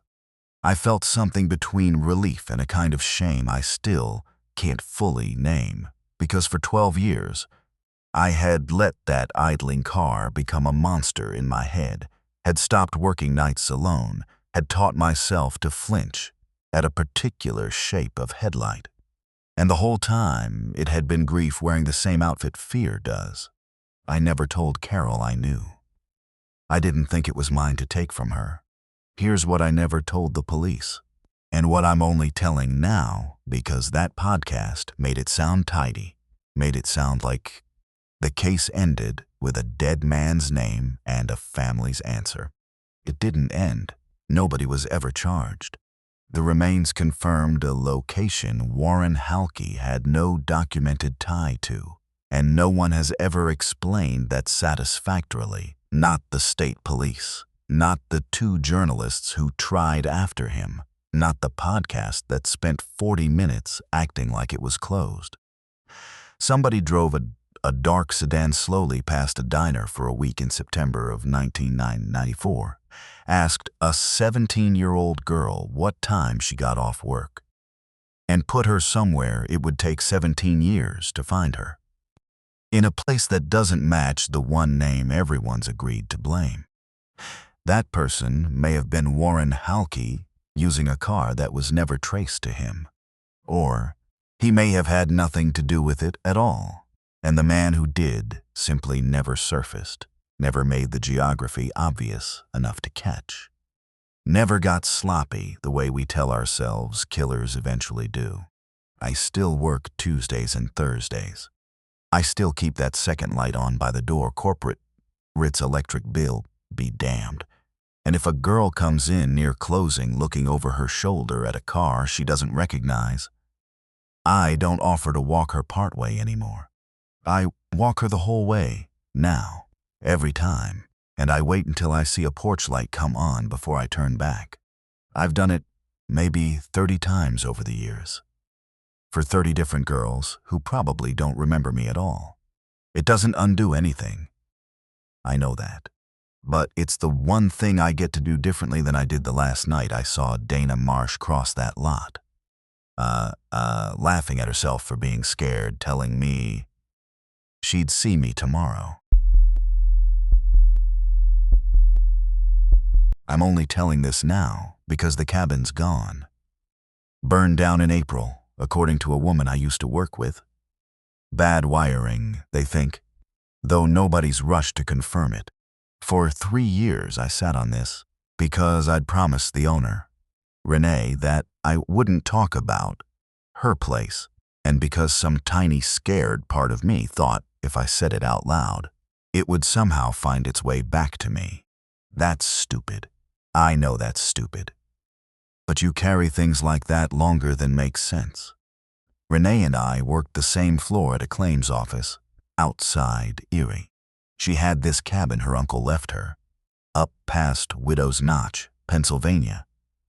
The kind of place that doesn't show up right on GPS, where you're told to look for a bent fence post and a mailbox with no name on it. She needed someone to watch it over the holidays, keep the pipes from freezing, feed a wood stove. I'd just gone through a divorce and wanted 12 days where nobody could reach me. She practically laughed with relief when I said yes. Nobody ever wants to stay up there that long, she said. I didn't think about why. I drove up on a Sunday. The forecast said 2 days of snow, maybe a foot, clearing by Tuesday. I'd lived in Pennsylvania my whole life.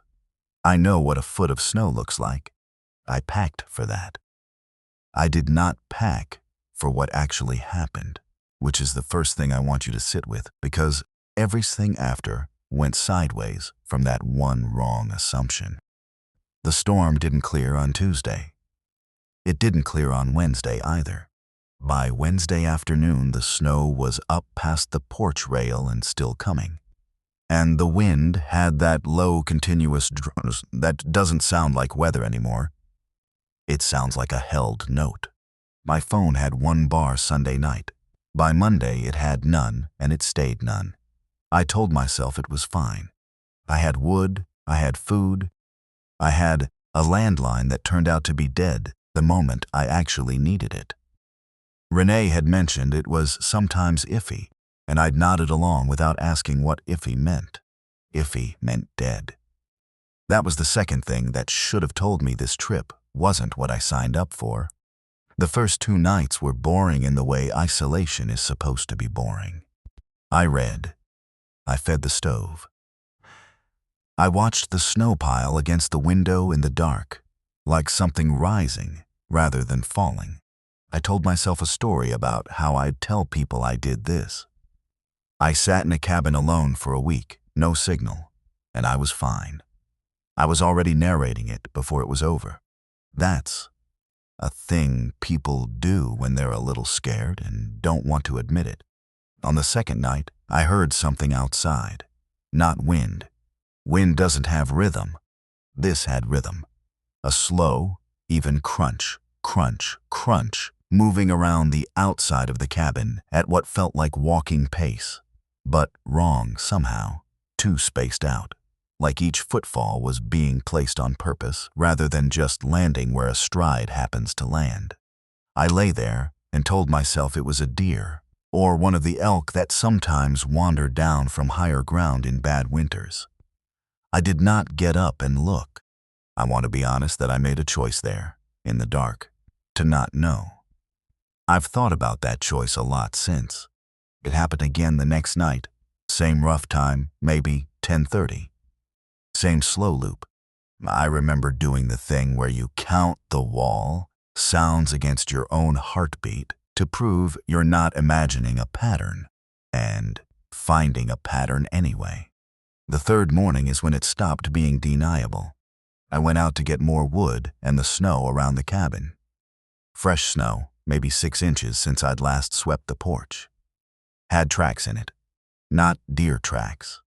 2 feet, evenly spaced, in a full loop around the perimeter of the cabin, never once touching the 3 wooden steps up to the door.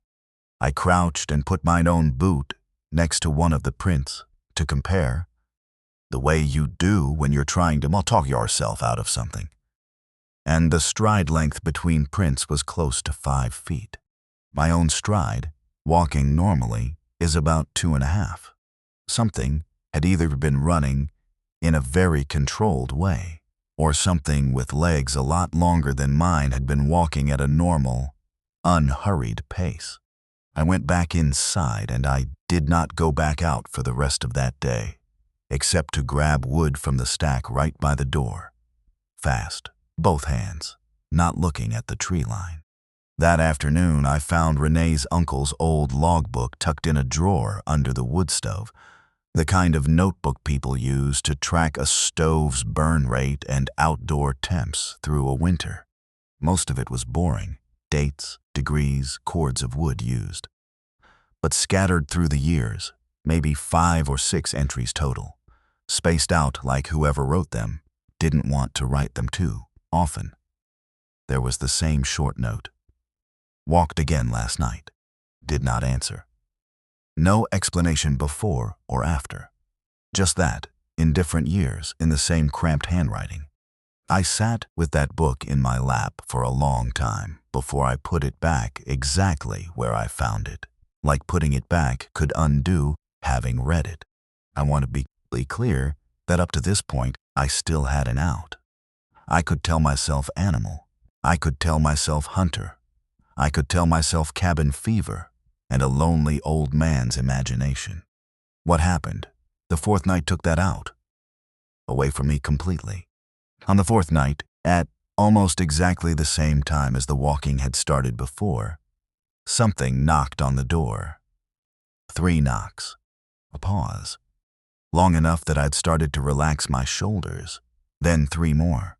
I sat frozen at the kitchen table with the stove light throwing orange across the floor, and I did not move, did not breathe loud, did not call out. The knocking kept going. 3, pause 3, over and over. Not louder, not faster, not more insistent. The exact same pattern and the exact same force each time, like a metronome.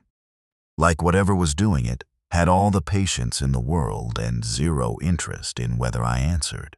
This went on for over an hour. I checked the time obsessively on my dead phone's screen, the only clock I had. watching the battery-dead black glasses like it still meant something.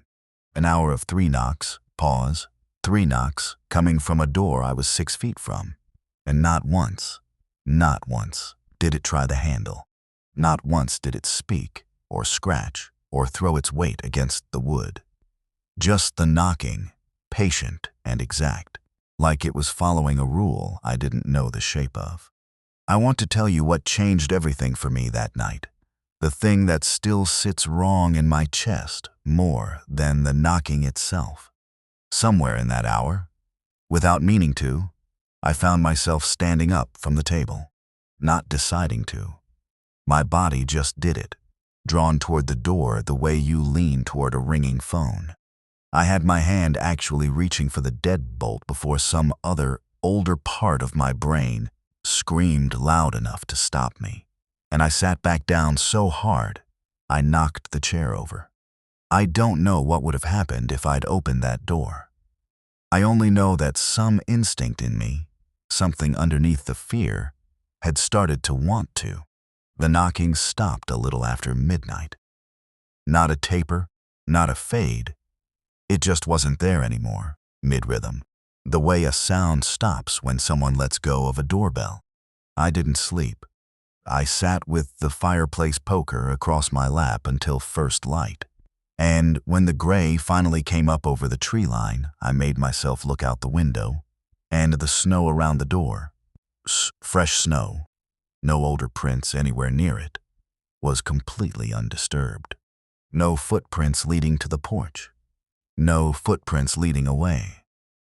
Whatever had stood there, knocking for an hour, had not walked to that door across the snow, and had not walked away from it either. I stood there a long time trying to make that make sense, and I never did.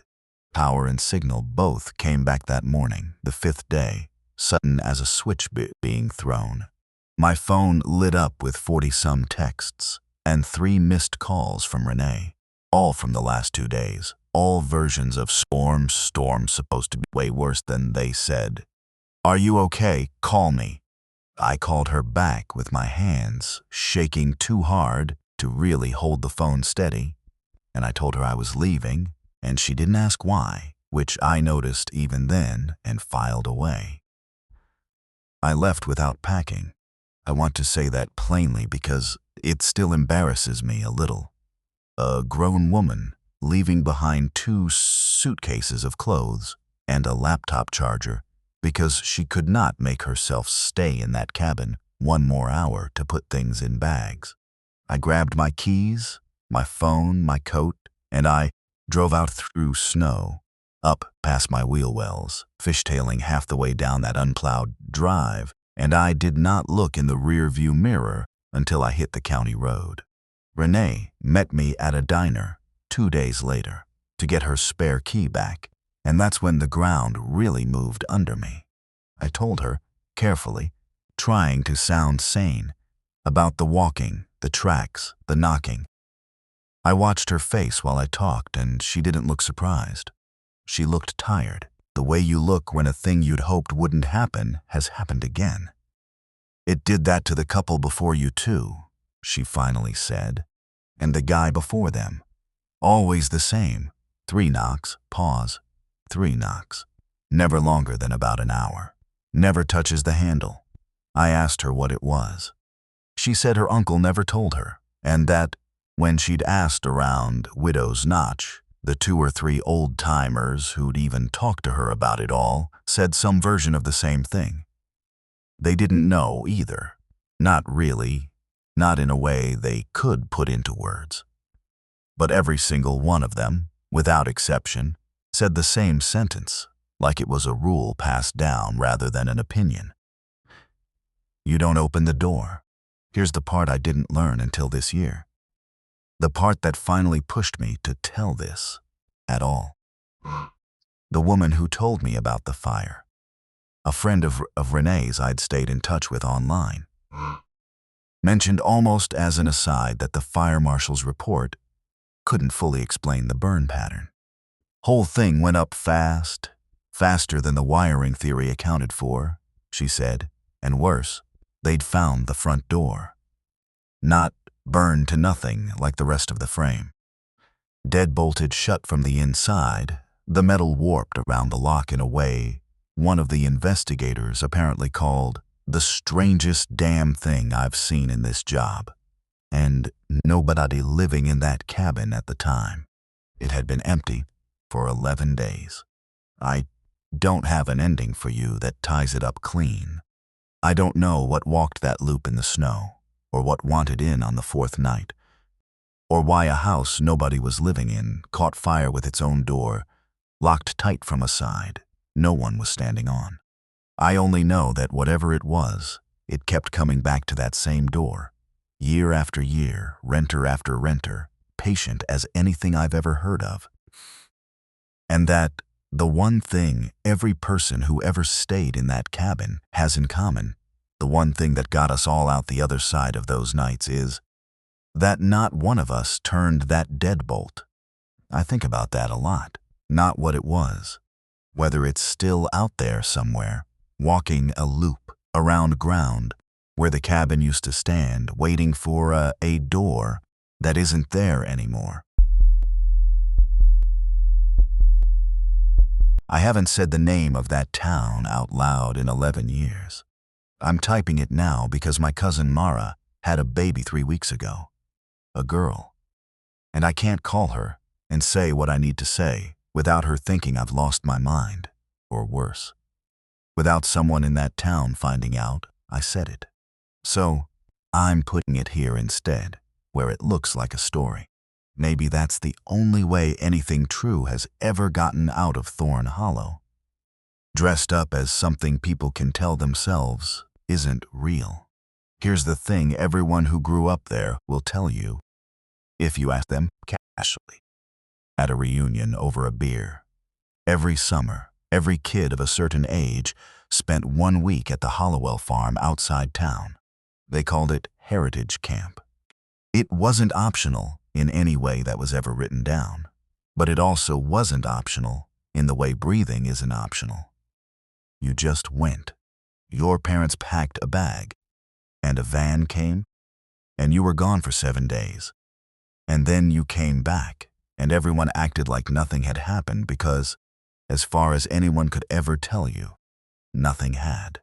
I went when I was 9. I remember packing. I remember the van. I remember almost nothing else. And that's the part I need you to sit with. Because it's not that the week was boring or unremarkable. It's that there's a wall in my memory shaped exactly like 7 days. And behind that wall, there is a feeling, not a picture, not a sound, just a feeling, like something was asked of me and I said yes to it. I don't know what. I know that sounds like nothing. A woman in her 40s, misremembering a childhood summer camp. That's exactly what it's supposed to sound like. That's the whole design. The first thing that should have told me something was the rule. No cameras, no diaries.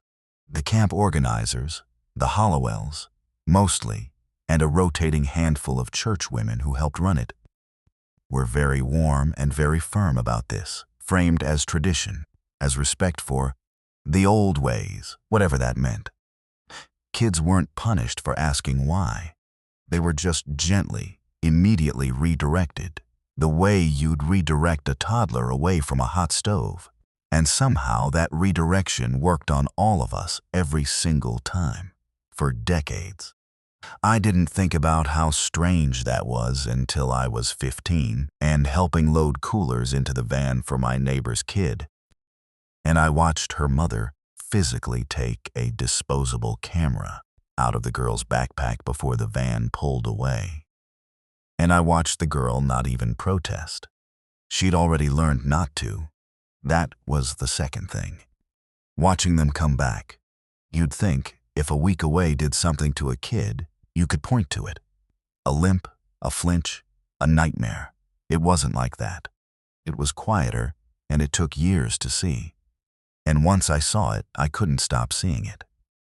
Kids who went to the farm came back a little more agreeable, a little slower to argue with their parents. And when they grew up, An almost impossible number of them stayed. Not because Thorn Hollow was thriving. It wasn't. Even then, the mill had been closing for a decade. But because leaving seemed to occur to fewer and fewer of them as an actual option, the way it might not occur to you to leave a room with no door in it. I started keeping a list, sophomore year, in a spiral notebook I kept at the bottom of my dresser. Everyone I knew who'd gone away for college, and Thorn Hollow kids who hadn't. The camp kids stayed at a rate that should have been a headline.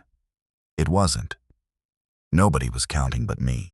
The list wasn't what broke it open for me, though. What broke it open was Denny Averill.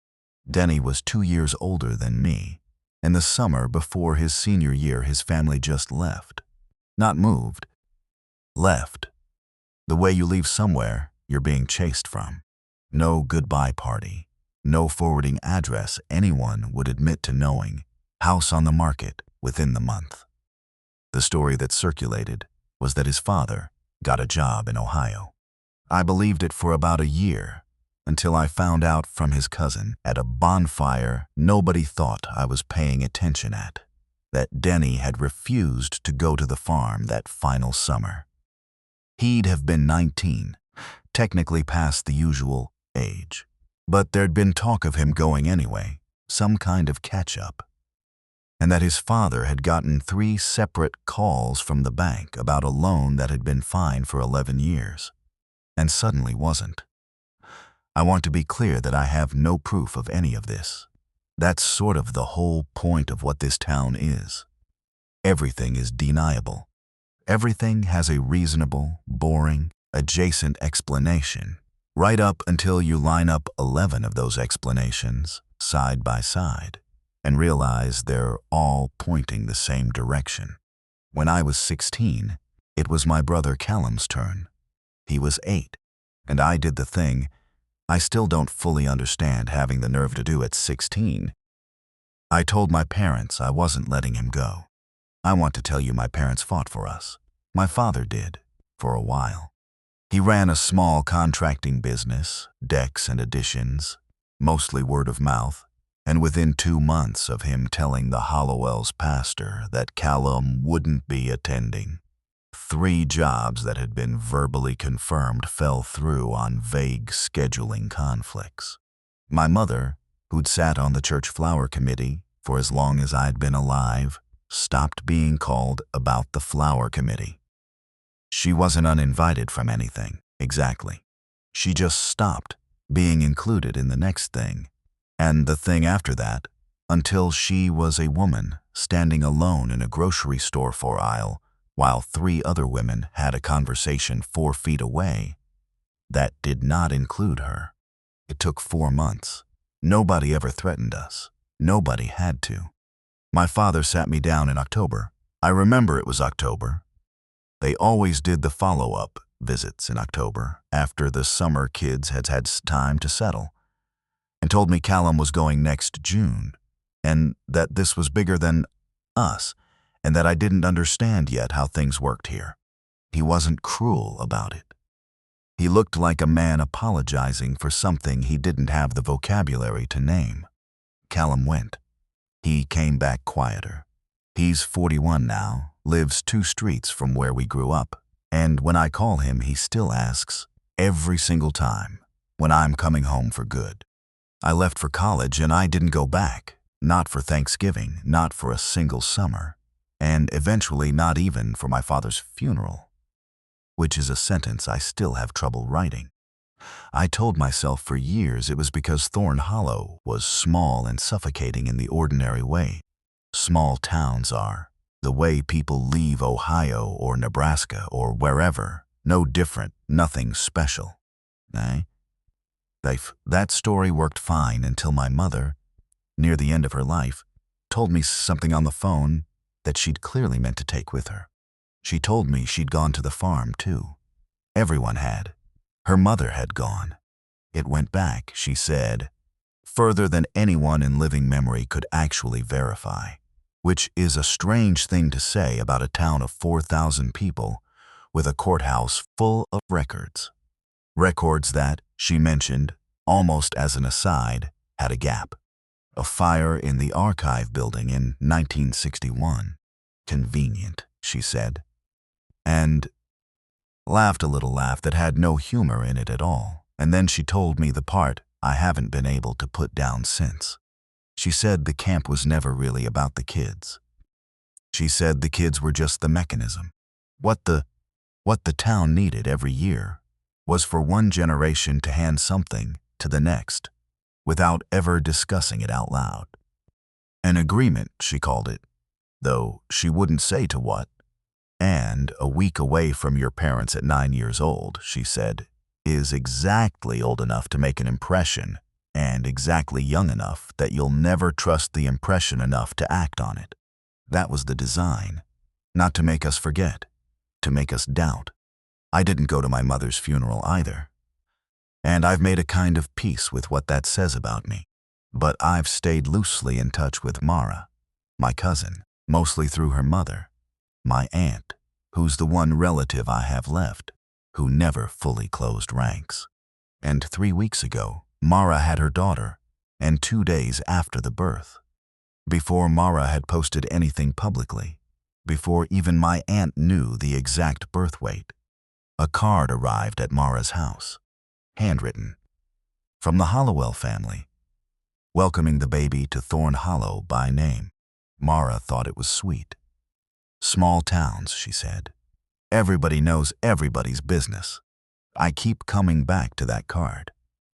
Not the sentiment, the timing. The fact that whatever keeps count in that town started counting before the birth certificate was even filed. I think about the spiral notebook I kept at 16, my careful little list. And I think about how naive it was to believe that leaving, staying away, refusing to send my own kids to a farm I've never told my husband about. I think about how naive it was to believe any of that put me, or the people I love, outside of it. I don't know what happens on that farm. I still don't remember my own week there, and at this point, I'm not sure I want to. What I know is that an entire town agreed generations ago, without ever holding a vote or writing a rule down anywhere a fire couldn't reach, to keep something deliberately unremembered, and that the agreement doesn't require you to live there anymore. It just requires that you were once a child they got to first. So, this is me, writing this down where Mara might eventually find it, hoping she reads it as a story about somewhere else, and hoping some small, stubborn part of her remembers it anyway, the way you remember a dream you were told, firmly, calmly, lovingly, never to write down.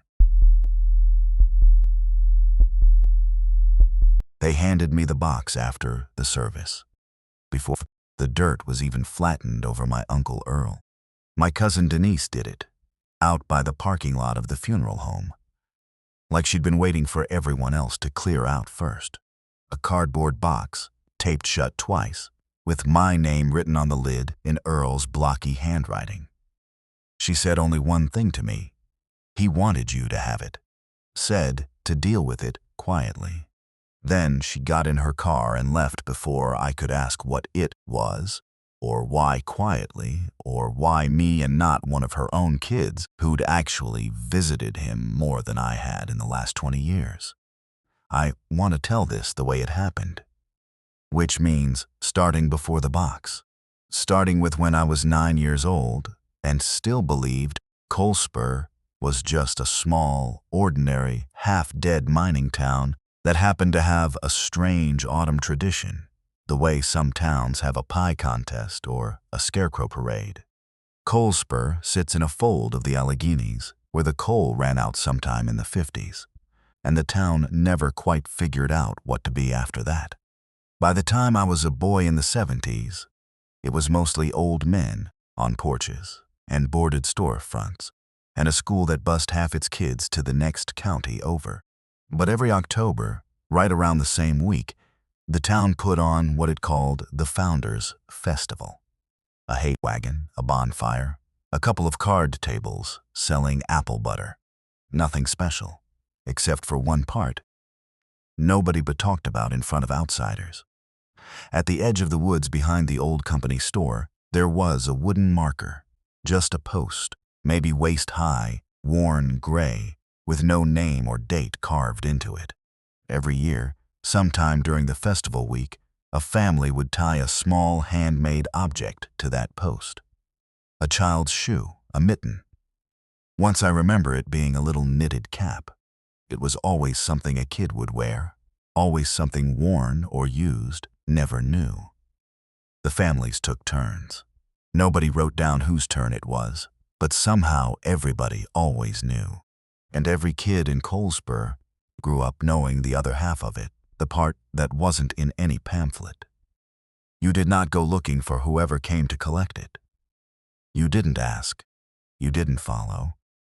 My mother told me that the way other mothers tell you not to run in the street. Flat, automatic, no explanation attached, like the explanation had been worn off through generations of repeating. I never thought to ask why, until I was old enough to think asking was brave. I was 9. It was 1974. And I'd had 2 things happen to me that fall, that made me reckless in the particular way only 9-year-old boys can be reckless. My father had left in August, and a kid in my class named P.D. Sherwin had stopped showing up to school sometime in September. And when I asked the teacher where he went, she said his family moved away in the same flat voice everyone used for everything nobody wanted to talk about.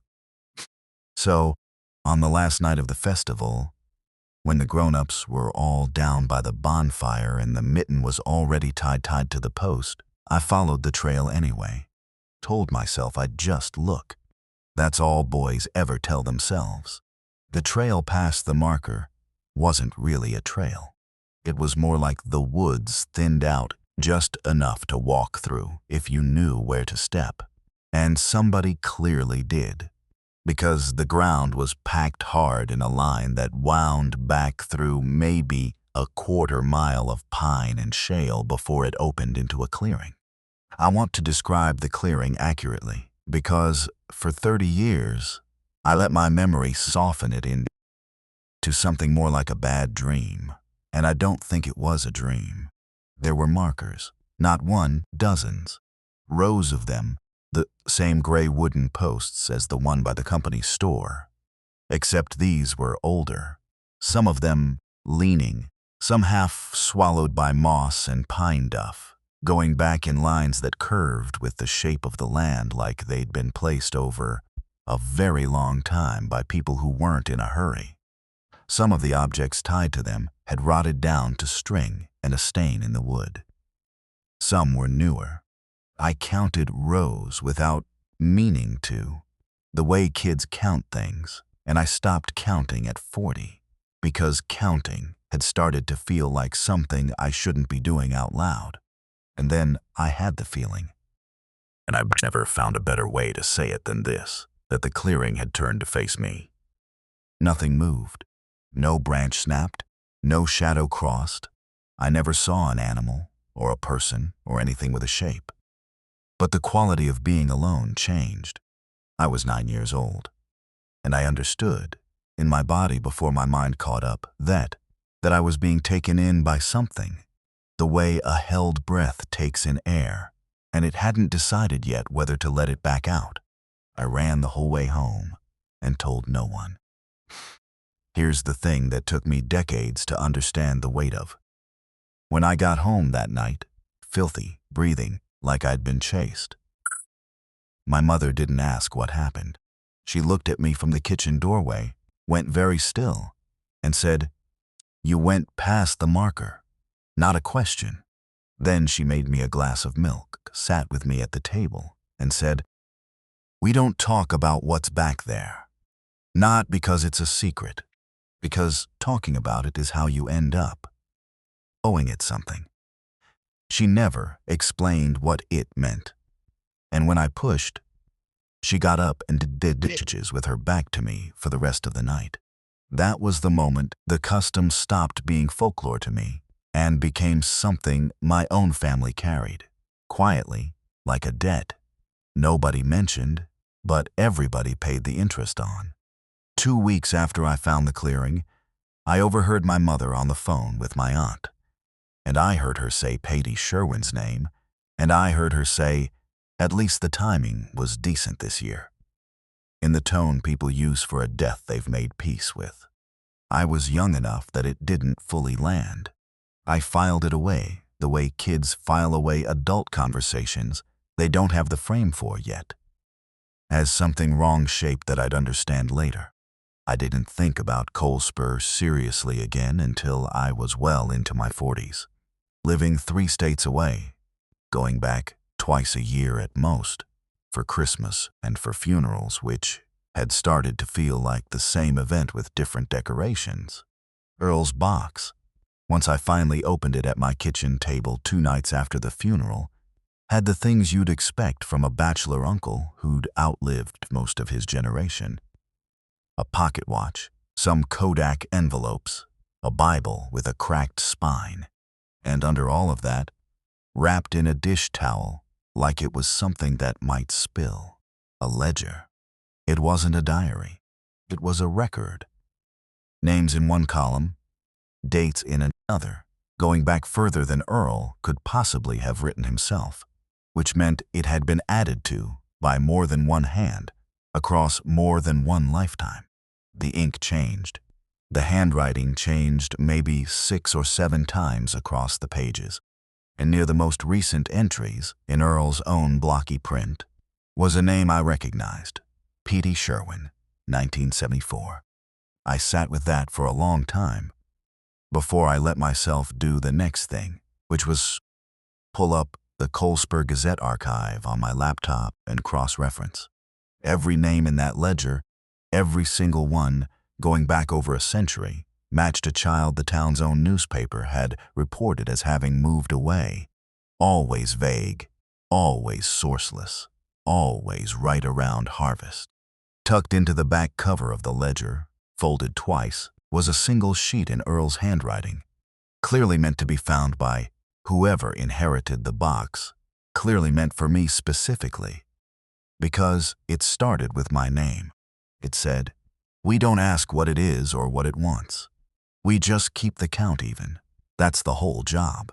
Somebody has always kept it, and as long as somebody keeps it, the town keeps its shape." The year we didn't, 1958. You can look that up yourself. I won't write it down twice. I looked it up. In 1958, Coalspur mine no. 4 collapsed during a routine shift change, killing 11 men, the worst disaster in the county's history. And by every account I could find, that was also the one autumn in 100 years where the town's own records show no child listed as having moved away. No object was left at the marker that year. I don't know if that's cause or coincidence. I have stopped being sure those are different things. What I hadn't understood, reading the note the first time, was that "we" wasn't rhetorical. Earl wasn't describing something the town did in the abstract. He was describing a job, literally kept by a specific person, handed down inside specific families, mine among them, going back generations. My great-grandfather's hand was very likely one of the 6 or 7 I'd seen change across the ledger's pages. The box wasn't sentimental. It was a transfer of duty. Denise hadn't handed it to me out of nostalgia. She'd handed it to me because somebody in the family always ends up holding it, and this time, whether I'd agreed to it or not, it was me. I told myself I was going back to Coalspur the following October for closure. That's a word people use when they mean something they can't fully name. I told my wife I had estate business to finish. I drove up alone. The company store is gone now, torn down sometime in the 90s. But the tree line behind where it stood hasn't moved, and neither, somehow, had the marker. It was newer wood than I remembered. Replaced at some point. Maintained. Which told me something I didn't want to know, which was that somebody had been doing this job continuously the entire time I'd been 3 states away, raising my own kids, and telling myself Colesper was a place I used to be from. There was already something tied to it. A small canvas shoe, the Velcro kind, the kind a toddler wears. Recent, not weathered at all.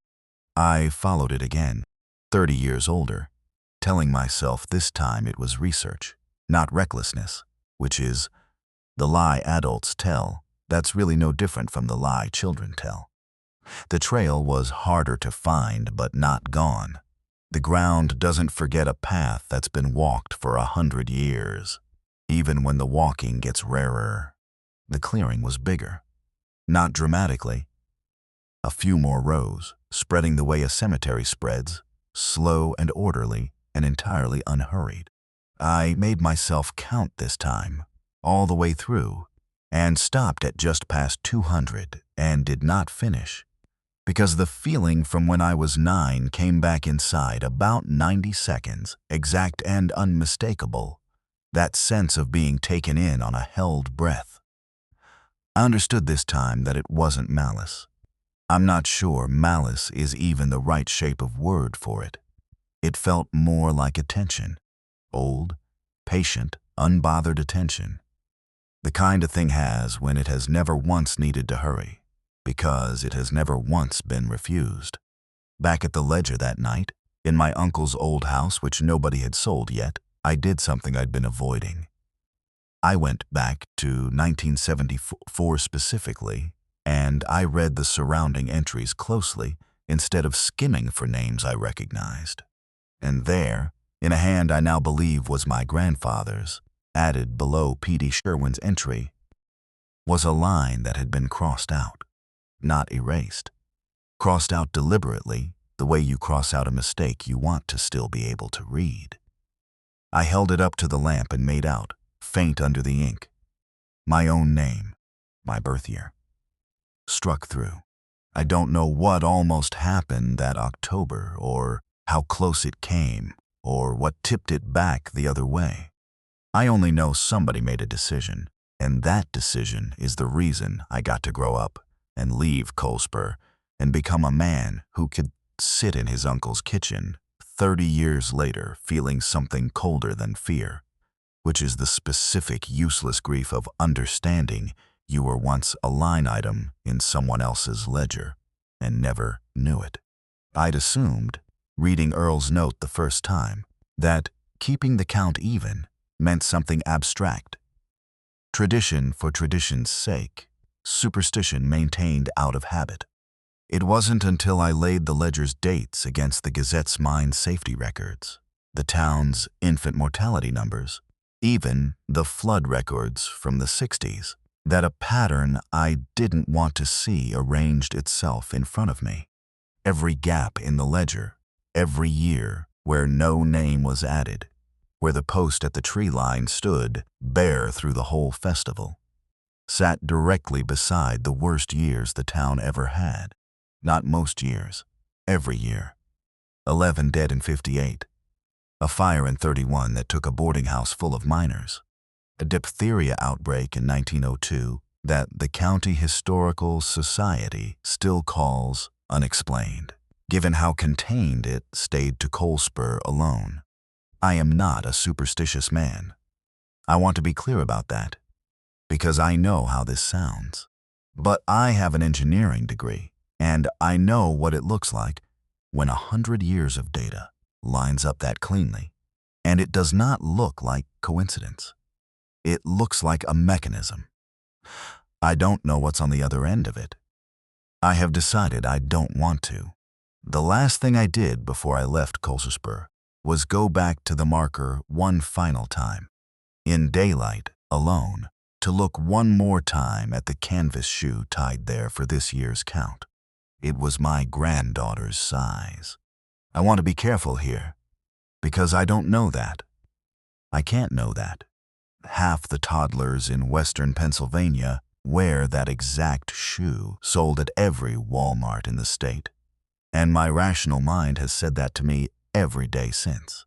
But I hadn't told anyone in Colesper that my daughter had a baby last spring. I hadn't told anyone in Colesper anything in years, and whoever is currently keeping the count. Because someone clearly still is, because the post is new wood, and the trail is packed hard, and this year's object was fresh. That person had access to something about my family that I never gave them.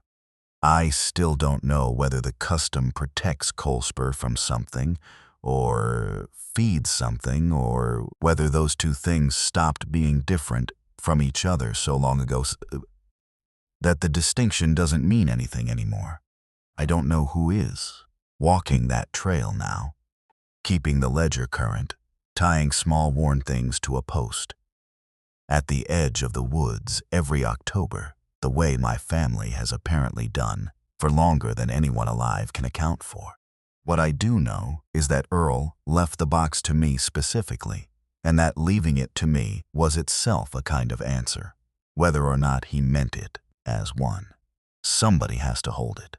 That was the whole content of his note, stripped of everything else. Not an explanation, just a job description, and an implied warning about what happens to a town the year nobody does it.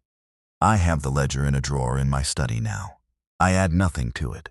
I haven't gone back to Colesper since, and I've told my daughter, without telling her why, that I'd rather she didn't take the baby up there for a while. Not until I've had more time to think about what quietly was supposed to mean when Denise said it to me in that parking lot. I don't know what happens to Colesper if the count stops being kept. I know what happened. I know what happened the 1 year in 100 that it wasn't. I have decided, for now, not to be the second time that number lands on 0.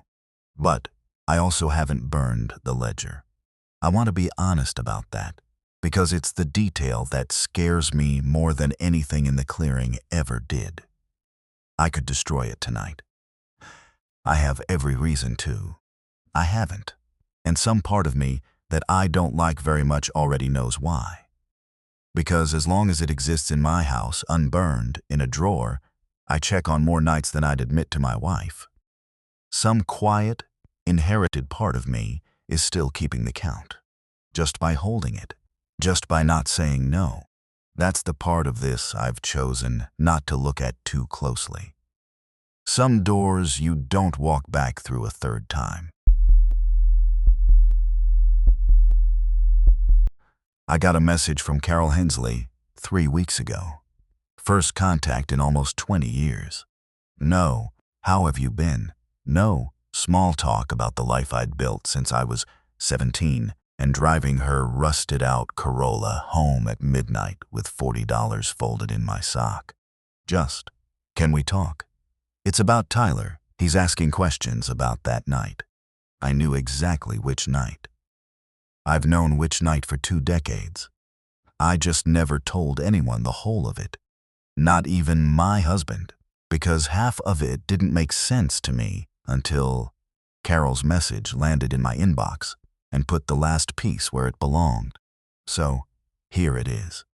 All of it in order, the way it actually happened, not the version I gave the police, which was shorter, and left out the parts that made me sound like I was losing my mind.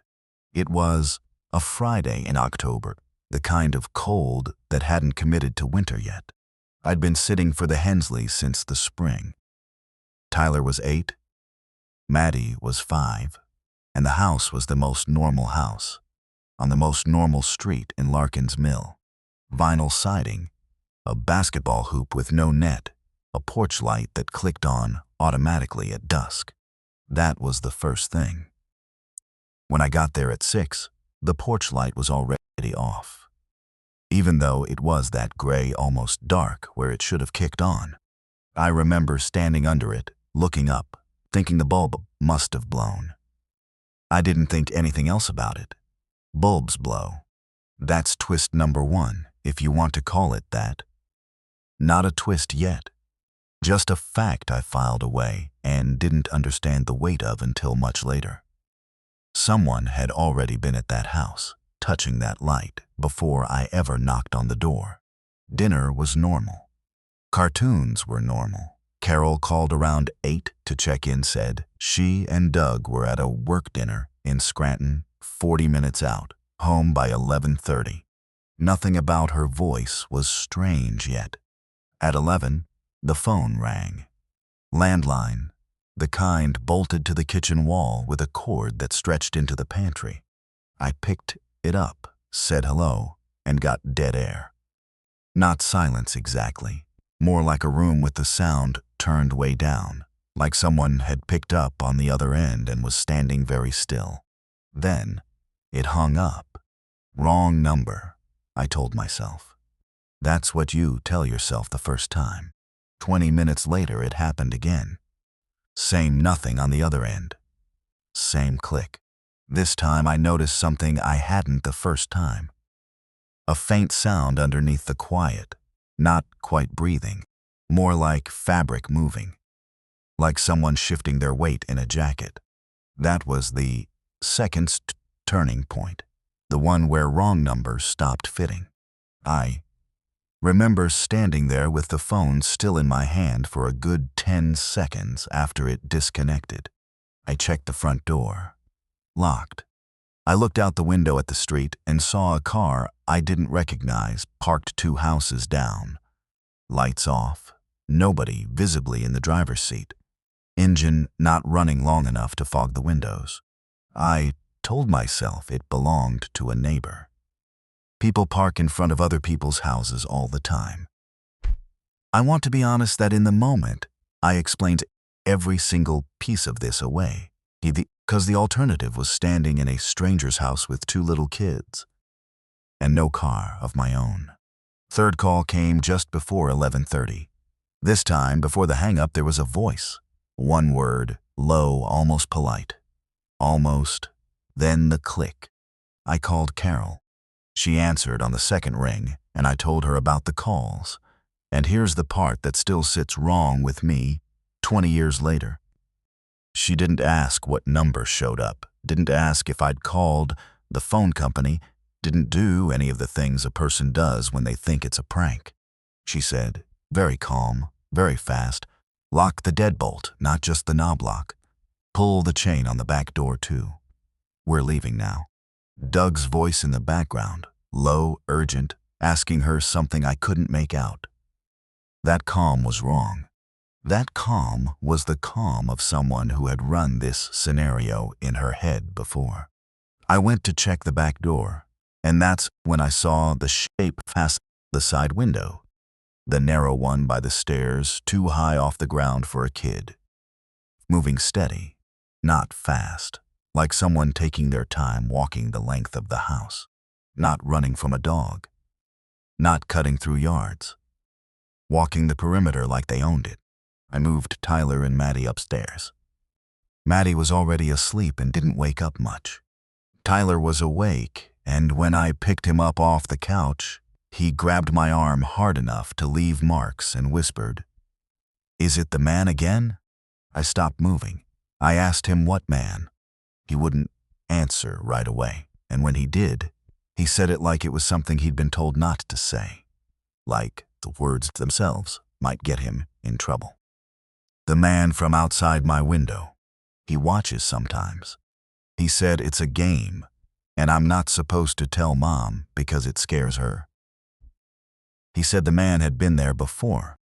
Not that night, other nights. Tapping soft on the glass, never coming in, just watching, and once he'd waved at Tyler like they were friends. I want to be clear how that landed. Up until that point, I thought I was dealing with one bad night. A prowler, a prank caller, bad luck. What Tyler told me meant this house had a visitor who came and went on a schedule I knew nothing about, who had a relationship with this child already, who had picked a night I happened to be the only adult in the building. I got the kids into the hallway closet, the deep one under the stairs where Carol kept the winter coats, and when I pulled the door open to shove them inside, I felt something under my foot. A garbage bag, tied shut, shoved to the back corner behind the boots. Not important on its own, Except I remembered distinctly cleaning that closet with Carol back in August, and there being nothing back there but empty hangers. Something had been added to that closet sometime in the 2 months since. I didn't open it. I didn't have time to open it. I shut the door on the kids, wedged a hanger through the handle the way you'd do to keep a screen door from swinging, and went to check the phone. Dead. Not a dial tone gone quiet. Dead the way a line goes when it's been cut outside. No click, no static, nothing. That's the moment the night stopped being about strange calls and started being about the fact that I had no way to call anyone. I went back toward the closet and heard the back door handle turn. Slow. A quarter turn, stop. Another quarter turn, stop. Somebody testing it, patient, in no hurry. The way you'd ease open something you already knew was locked, just to see how it felt. Not a shove, not a kick. A hand turning a knob like they had all night.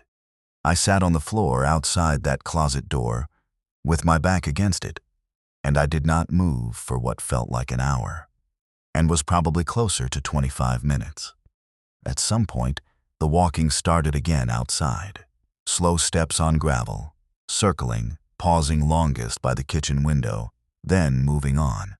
I remember counting the pauses, because counting was the only thing keeping my hands from shaking so hard I'd have woken Maddie. Headlights swept the living room wall around 11:50. Carol and Doug's car. I heard the front door, heard Carol's voice call my name, and I came out of that closet so fast I bruised my hip on the frame. They found the porch bulb sitting upright on the railing, not on the ground, not smashed. Set there, base down, like someone had unscrewed it and placed it with care, the way you'd set down something you planned on picking back up. Around the whole house, in the softened dirt from a week of rain, there were shoe prints, big ones, deep-treaded work boots. They went all the way around the foundation, several times over by the pattern of it, but none of them led away from the house, out to the street, off toward the woods behind the property. Every set doubled back.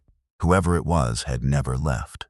They'd walked in a loop, over and over, the whole time I was inside with those kids, and the only tracks that went anywhere went back toward the house itself. Doug went white, looking at those prints in a way that had nothing to do with fear for his kids, and everything to do with recognition. That was the moment. Though I didn't understand it as a moment until years later, where I watched a man's face confirm something he'd been afraid of and hoping wasn't true. The police came, walked the property, wrote things down, told us prowler cases like this rarely go anywhere without a plate number or a face on a doorbell camera, which nobody had in 2005. No leads. Case went cold inside of a month. Here's what I didn't tell the police, because I didn't understand yet that it mattered. 2 nights after, Carol let me go. Not fired exactly.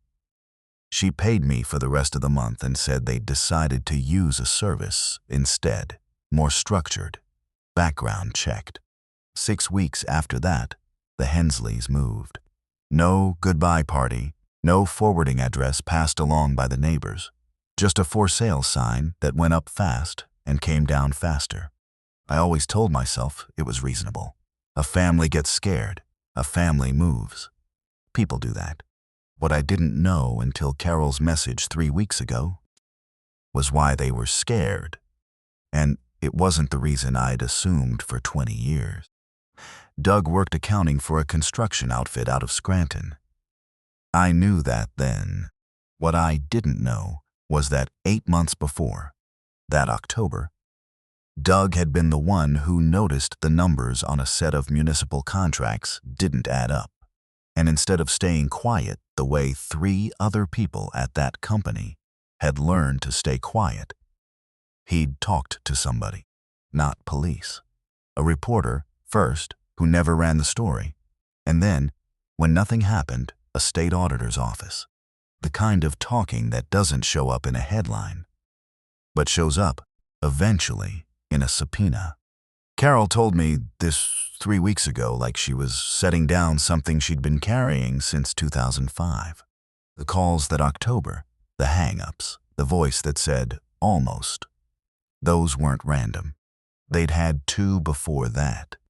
Months earlier, that she'd chalked up to a wrong number and a bad connection, back when it was just an odd feeling and not yet a pattern.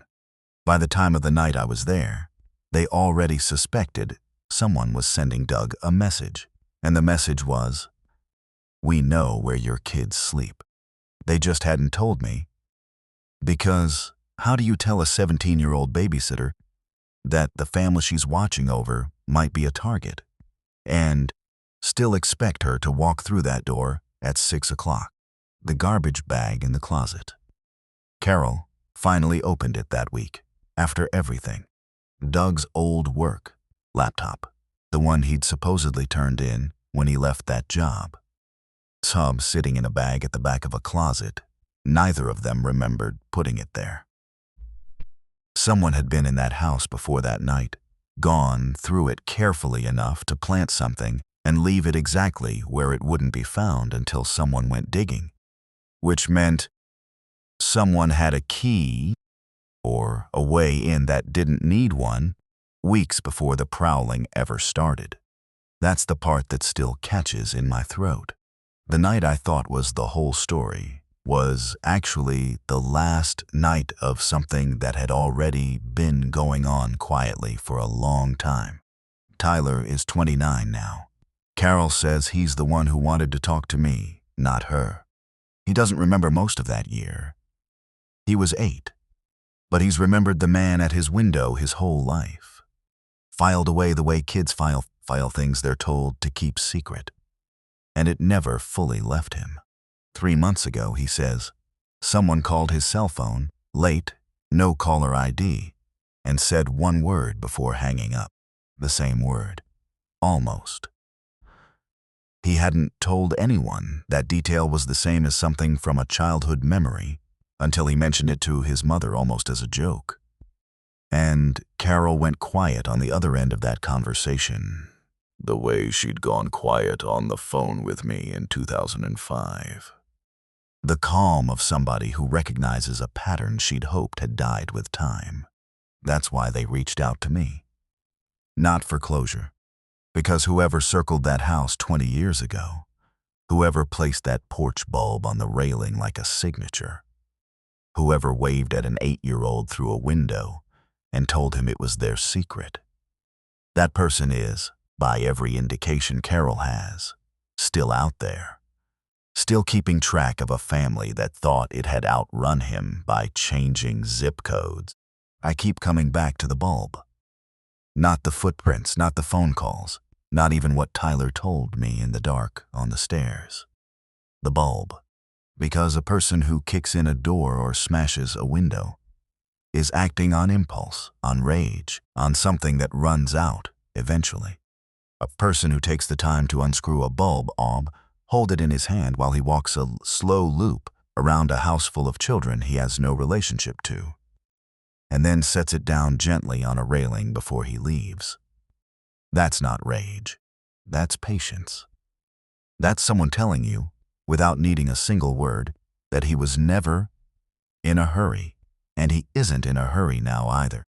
Carol asked me if I'd talk to a detective, a cold case unit 2 counties over, that picked the file back up after Tyler's phone call got logged. I said yes before she finished asking. I still don't know his name. I don't know what he looks like, beyond too tall for the window frame and steady on his feet in the mud. What I know is that for one Friday night, when I was 17, a man walked circles around a house with 2 sleeping children in it, tested a door handle like he had nowhere else to be, and left a bulb sitting upright on a railing so that whoever found it in the morning would understand, without him having to say it out loud, that he'd taken all the time in the world. 20 years later, he's telling them again that he isn't done taking it.